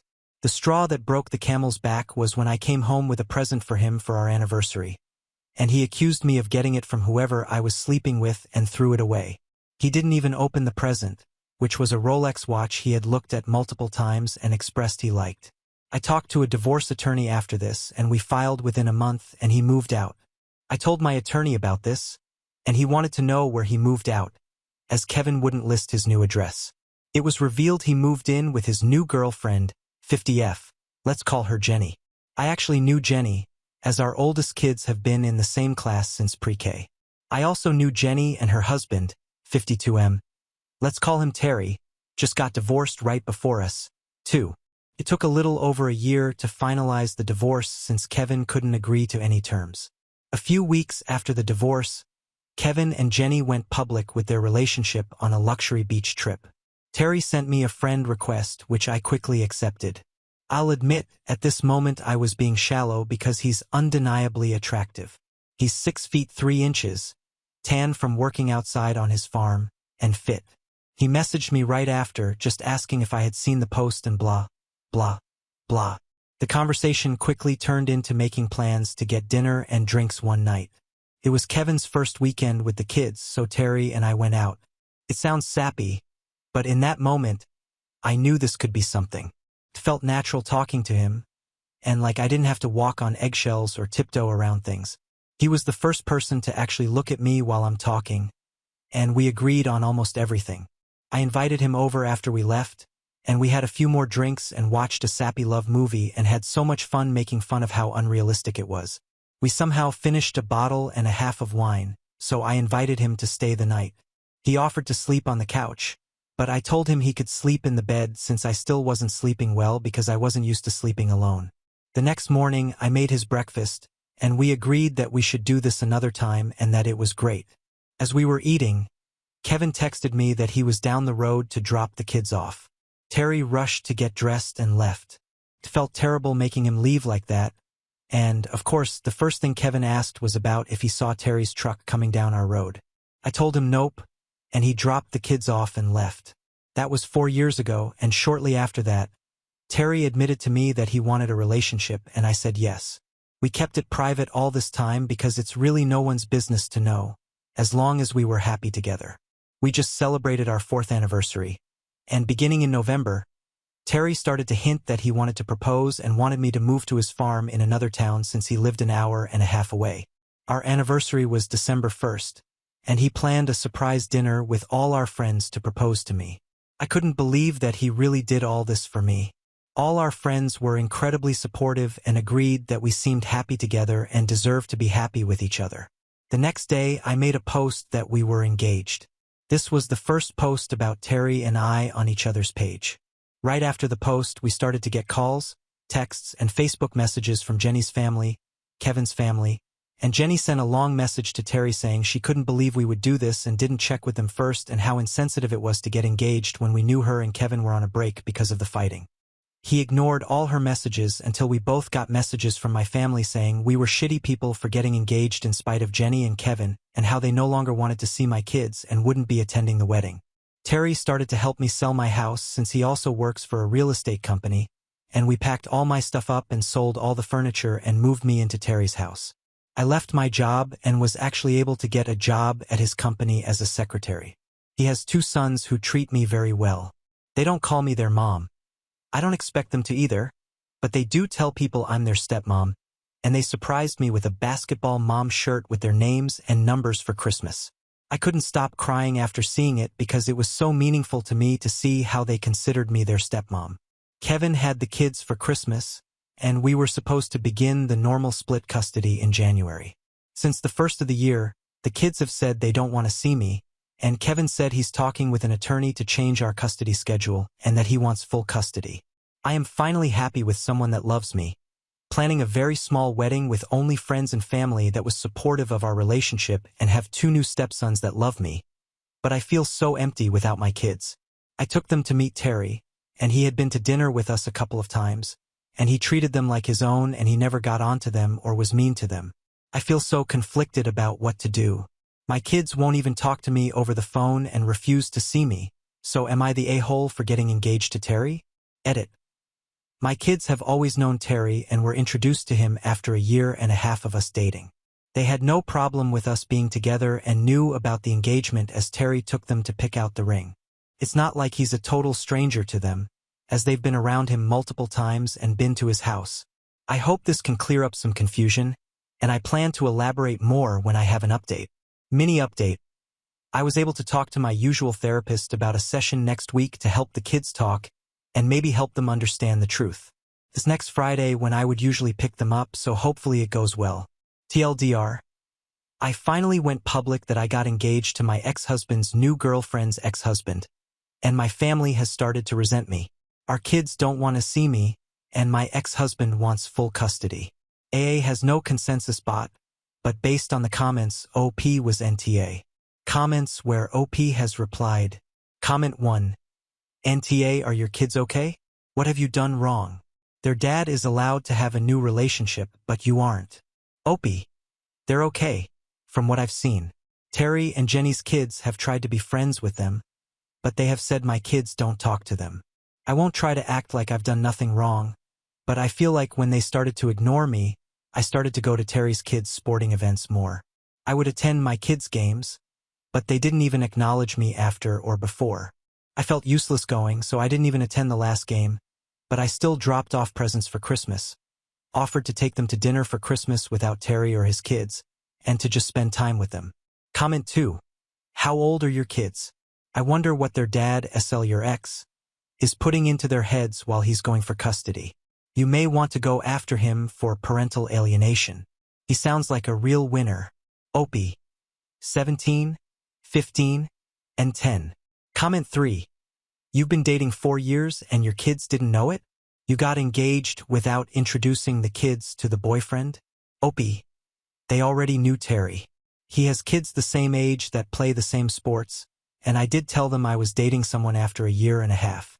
I still wasn't sure how they would react, but they seemed fine with it, and I introduced them to Terry shortly after that. Since he didn't live close, he tried to come over on the weekend, but it would usually only be a couple of times a month. Like I said, they went to dinner with us and have been at the house with us together. They really didn't act like they cared, to be honest. Comment 4. I don't understand why they have a problem with it now and not before. Everyone knew about Terry. I also think that your ex is telling them lies and would go to a lawyer. What did the kids say about you moving? Do they live with their dad? Or what's the deal? As you said, Terry lives 1.5 hours away. Where are his sons? Do they go to the same schools? Opie. I told the kids about moving, and they said they wouldn't be totally interested as they like their current school. They are currently with their dad. Terry was awarded full custody after Jenny received a DUI with one of their kids in the car during their custody hearing. Jenny lives in their old house that he gave her after the divorce, and now he lives in a ranch house he built with the kids, and they attend a school there. Comment 5. I don't know if anyone caught this, but within the first paragraph, the ex says OP was cheating, then she doesn't say much of anything else. Granted, she doesn't have to say anything, but she doesn't deny or confirm. I am also not saying the ex wasn't cheating, But why gloss over the fact that he told her she was cheating first? Opie. I realized after that the first part of my post got deleted.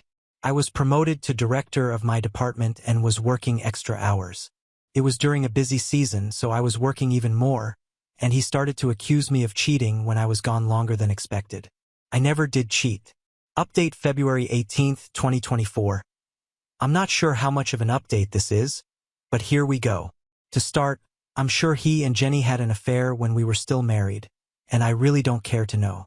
I don't let them waste any of my energy worrying about them and what they do or did. I probably could have worded the end of my post better. Terry isn't a stranger I just pulled off the street and got engaged to. My kids have always known Terry as his kids are the same age and play the same sports. I told them I was dating someone after a year and a half and introduced them to him shortly after. They've been to dinner with Terry and me and been with me when Terry came over and been to Terry's house where he lives. He's a very busy and hardworking man, so we didn't get to spend very much time together where I live or with my kids, so I would usually spend time at his house, but I never skipped time with my kids to see him. Terry is a farmer, land real estate agent, owns his own business, and a volunteer firefighter, so that is why I decided to move there instead of the other way around. He has roots in his area while I was free to move. I did tell my kids prior to the move and engagement that I would like to one day move there. They did tell me that they really wouldn't be interested in moving there as they like the school they attend and didn't want to switch. I was fine with that and told them if I did, I would still like them to stay even if it's for a weekend or when they're on break. Terry also took all 3 of my boys and his 2 to pick out my ring, so it wasn't a shock to any of them. Terry asked all 3 of my kids individually if they were fine with it before he even proposed. I was also asked about if they could come to his house, and yes, they could. Terry has a very nice ranch house he built with 5 full bedrooms and 3 empty finished rooms in the basement that could be bedrooms. They've already stayed there, too, before the engagement and had no problems.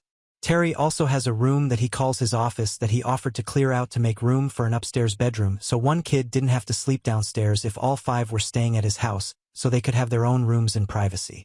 I didn't want to act like I was hiding my relationship with Terry, but we wanted to take things slow and not rush. Hence why we didn't post on social media or tell our exes. Obviously, friends knew. You can only tell people you're friends for so long before they catch on. But we only told very, very close friends who won't gossip and tell everyone. And lastly, the last question was about the job. Yes, I went from a director of a department to a secretary making just under what I made as a director. You all would be very surprised what small-town local business secretaries make. I'm a secretary/accountant for the land real estate company, as well as Terry's business he owns and his farm. I go to work at 2:30 a.m. with him and don't leave until he does around 9 p.m. and still have farm chores after. So for everyone degrading my career, I work my ass off. Now, on to the update after that post and the advice. I called my lawyer who agreed that he can't keep the kids from me and that he was definitely doing something to make them flip like that. He did say we could go to court, but I told him I wanted to try and resolve it without court first. I'm not ashamed of it, and I'll admit it. I see a therapist for my own health. I talked to her about getting a session with just my kids, and she agreed. I called Kevin after that to say I want to have a talk with only the boys, and he could drop them off, but he could not attend. The therapist was able to finally get them to open up. You Red detectives were correct. He turned the story to that Terry, and I had an affair for years before we got divorced and even tried to tell the youngest that Terry could be his dad because I was cheating then. Which isn't true as I never cheated on Kevin in our entire relationship. I was able to tell the kids the full truth, and I felt like a 50 pounds weight was lifted off my chest. After, I had never been happier to hug all 3 of them. I made sure to express how much we miss them and are happy to have them home. And completely unexpected was all 3 gave Terry a hug next. Terry isn't one to cry about much or cry very easily, but the second they hugged him, I saw his eyes water up, and I knew I was making the right decision and picked someone who loves these boys as much as I do. They spent the weekend with us, and I was able to tell the older 2 the full story about Kevin and Jenny, how the marriage fell apart, and once again invited them to live with us. They both said that they actually wanted to, but since Kevin had fed them lies, they didn't want to be around us. They get out of school in May and are planning to move with us for the summer. This will hopefully be a good opportunity for them to bond with Terry's kids and their friends. I will not be pushing them to move here as it's their own choice, but deep down I really do hope they do. I think going to a smaller school and living in a smaller town will be better for them than living in a city. I told my youngest a more watered-down version of events. I did make sure to tell him that Kevin is his real dad and what he told him about Terry was not true. He seemed to understand it. So for the moment, Kevin is fine with the boys moving here for the summer. All three asked him instead of me, and I think that helped a lot, showing him it was their decision instead of mine. To say I'm excited is an understatement. I'm over the moon with how much this is working out. I've talked with my lawyer, and he said the older two are able to decide where they go while Kevin and I would have to come to an agreement for our youngest. I don't want full custody as I think kids need their father in their lives, but my lawyer is urging me to fight for full custody with travel sports starting up. Kevin and I were able to agree on a temporary agreement of me getting the kids on weekends that they have a game. I will pick them up on Fridays, go to the game on Saturday, and bring them home Sunday. We've been talking with lawyers about a permanent agreement. They were able to agree with the older two having a decision as long as they didn't miss anything required such as school. Some things Kevin has told the kids is that Terry is still dependent on drugs. To make a long story short, about 2 years ago, Terry had been having neck problems and saw a chiropractor for the first time in his life. That chiropractor broke his neck in 4 places, C4, C7, resulting in him needing 2 surgeries and becoming addicted to painkillers. He was on them for a year, and it took him another 6 months to get off, but he's been clean since of any prescription painkiller. He said that Terry and I wanted to take them away and never let them see their other family. He tried to accuse me of being addicted to drugs. I get even more sick and nauseous taking painkillers, so I refused to take any even after a mastectomy and reconstruction surgery. And I also found out Jenny was calling them my boys and wanting them to take her last name. That is still Terry's because she refused to change it after the divorce. So there's still lots we don't know and hopefully will one day. Now on to the next story. Story 11. My boyfriend said his ex was the right person at the wrong time. Is it reasonable for this to make me uncomfortable about our relationship? My boyfriend and I are in our late 20s and have been seriously together for 1 year now. We were hanging out with some of his friends, and they fondly talked about his ex, who he dated for over 4 years and broke up with because she got a job in a new city and broke up. I thought that everything was fine until a girlfriend told me that she heard my boyfriend say that his ex was the right person, wrong time, and cautioned me. When we got home, I asked him this and he confirmed he said that, and I hated just how cavalier his response was. He said, "Sure, she was the right person at the wrong time, but I've moved on and love you now," like he doesn't get it. I don't want to be someone he has to move on to. I don't see why he didn't see a problem with what he said.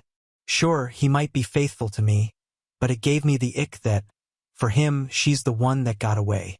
I told him all of my feelings, and he accused me of being insecure.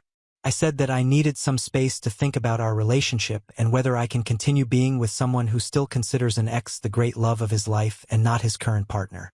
Am I the insecure one here? Look, I've been in relationships before, and yes, I did love them at the time, but meeting my current partner trumps all those past feelings. And I never had this philosophy that the right person breaks up with you because I believe in the saying that if they wanted to, they would.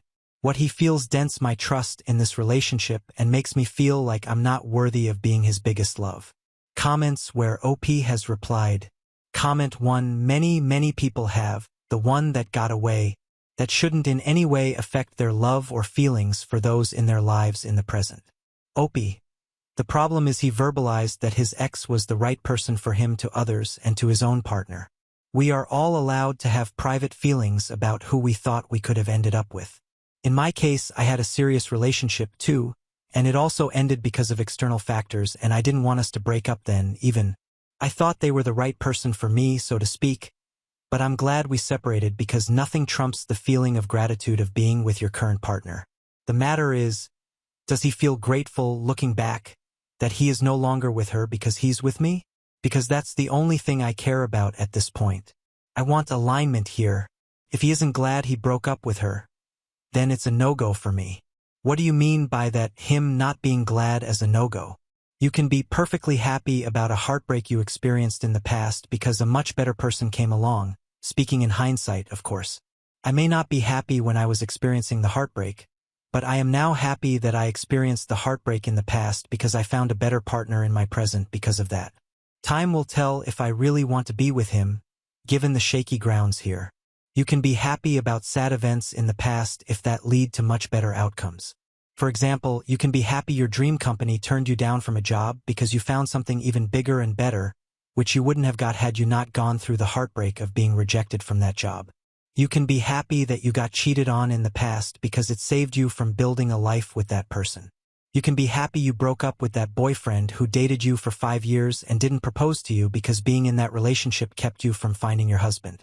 This isn't about being happy in the sense that you're going all out partying throughout as you're experiencing heartbreak, but making peace with the fact and knowing in your heart that you will always choose the present if given the choice to what reality you get to have. Rom-coms where he winds up with the ex are based on less. You deserve to be his only choice. If we are really talking about rom-coms, all I want is that if he sees himself in the third perspective, he should want to ship himself with me and not his exes, like not even say, I ship myself with both A and B because both relationships have different strengths, etc. I don't want him to entertain any other girl in mind, even in that sense. Does that make sense? Comment 2. 100%. I also believe that they wouldn't have worked out. They let each other go because something was missing, or they would have fought to stay together. Now, does he know that? I don't know. Opie. That is a very interesting way to think. He made it clear to me that he won't do long distance because he can't do it, and if I were to move away, he'd break up with me. Likely just the way he and his ex broke up. If, let's say, the right woman came into his life, would she change this condition of his? Unsure of the context of him telling others, but he only told you because you asked him. Would you have rather had him lie? I believe I did right by myself by asking him to confirm what he said because what he said isn't appropriate when verbalized to his own partner. Judging by the cavalier attitude he had, what matters the most is what he feels truly about me and what happened in his life. Maybe she's a nice girl who he once knew, but that's all she is to him now. And is he happy he is no longer with her because he gets to be with me as a consequence of that breakup? I doubt he feels that way. Comment 3. It isn't a competition. He can say he wished they could have worked it out while being glad he ended up with you. Feelings are complex. Look at it this way, what if, instead of them breaking up, she died? You wouldn't expect him to be glad that she died just because he is happy to end up with you. Unless he is saying he wants her back now, then it shouldn't be an issue. Opie. I don't prefer dating a widower for the same reasons. I don't think it's appropriate for him to wish that they worked out. More on that. I feel that dating a widowed person comes with many challenges, blurring and bending of many rules that are applicable in normal relationships, such as keeping photos/mementos, constantly talking about the late partner, etc., and those things make me uncomfortable. It's awful to wish that you're happy they died, and that's exactly the reason I stay away from dating people with that kind of baggage. I don't expect these people to wish they are happy their partner died, and I shouldn't, but I can always wish someone with living exes to wish they are content with the fact their previous relationships ended and that those relationships ending is ultimately a good thing because those endings allowed him to find me. You need therapy because you're so insecure and trying to dictate how he feels. I can't control what he feels, but I can control who I choose to be with. That is why I made this post, to use it as a sounding board as to whether him and I have the same feelings about each other. I have no intentions of changing his feelings, just exploring what matters to me and assessing whether he feels the same way and decide whether to break up or continue. Update February 17, 2024. Hi guys. Thanks for everyone who participated here. I had already made up my mind about the relationship. However, just wanted to use Reddit as a sounding board to confirm what most people think, and most of you agree with me, so I felt secure in my decision. He and I had a talk. It was clear that we are not aligned in the sense and how we feel about past relationships ending. I asked him whether he thinks that things ending with his ex is a good thing ultimately in hindsight because that allowed him to find me.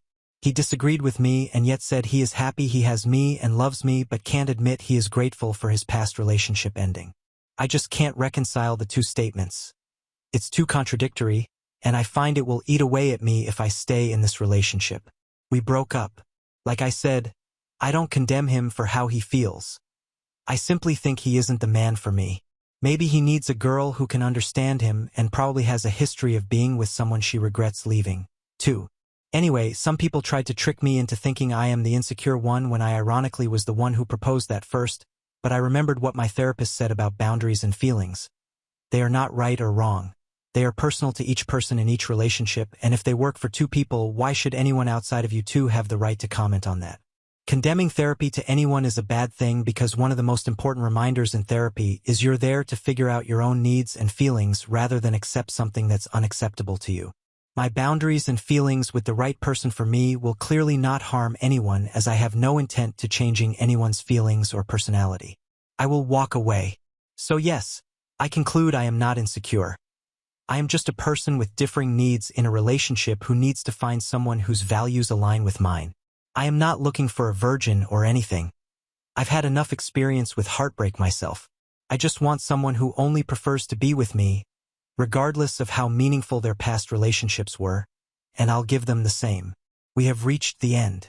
If you enjoyed this video, please be sure to like and subscribe to the channel for more videos like this, and give us your thoughts about the stories in the comments section. Thank you and see you in the next video.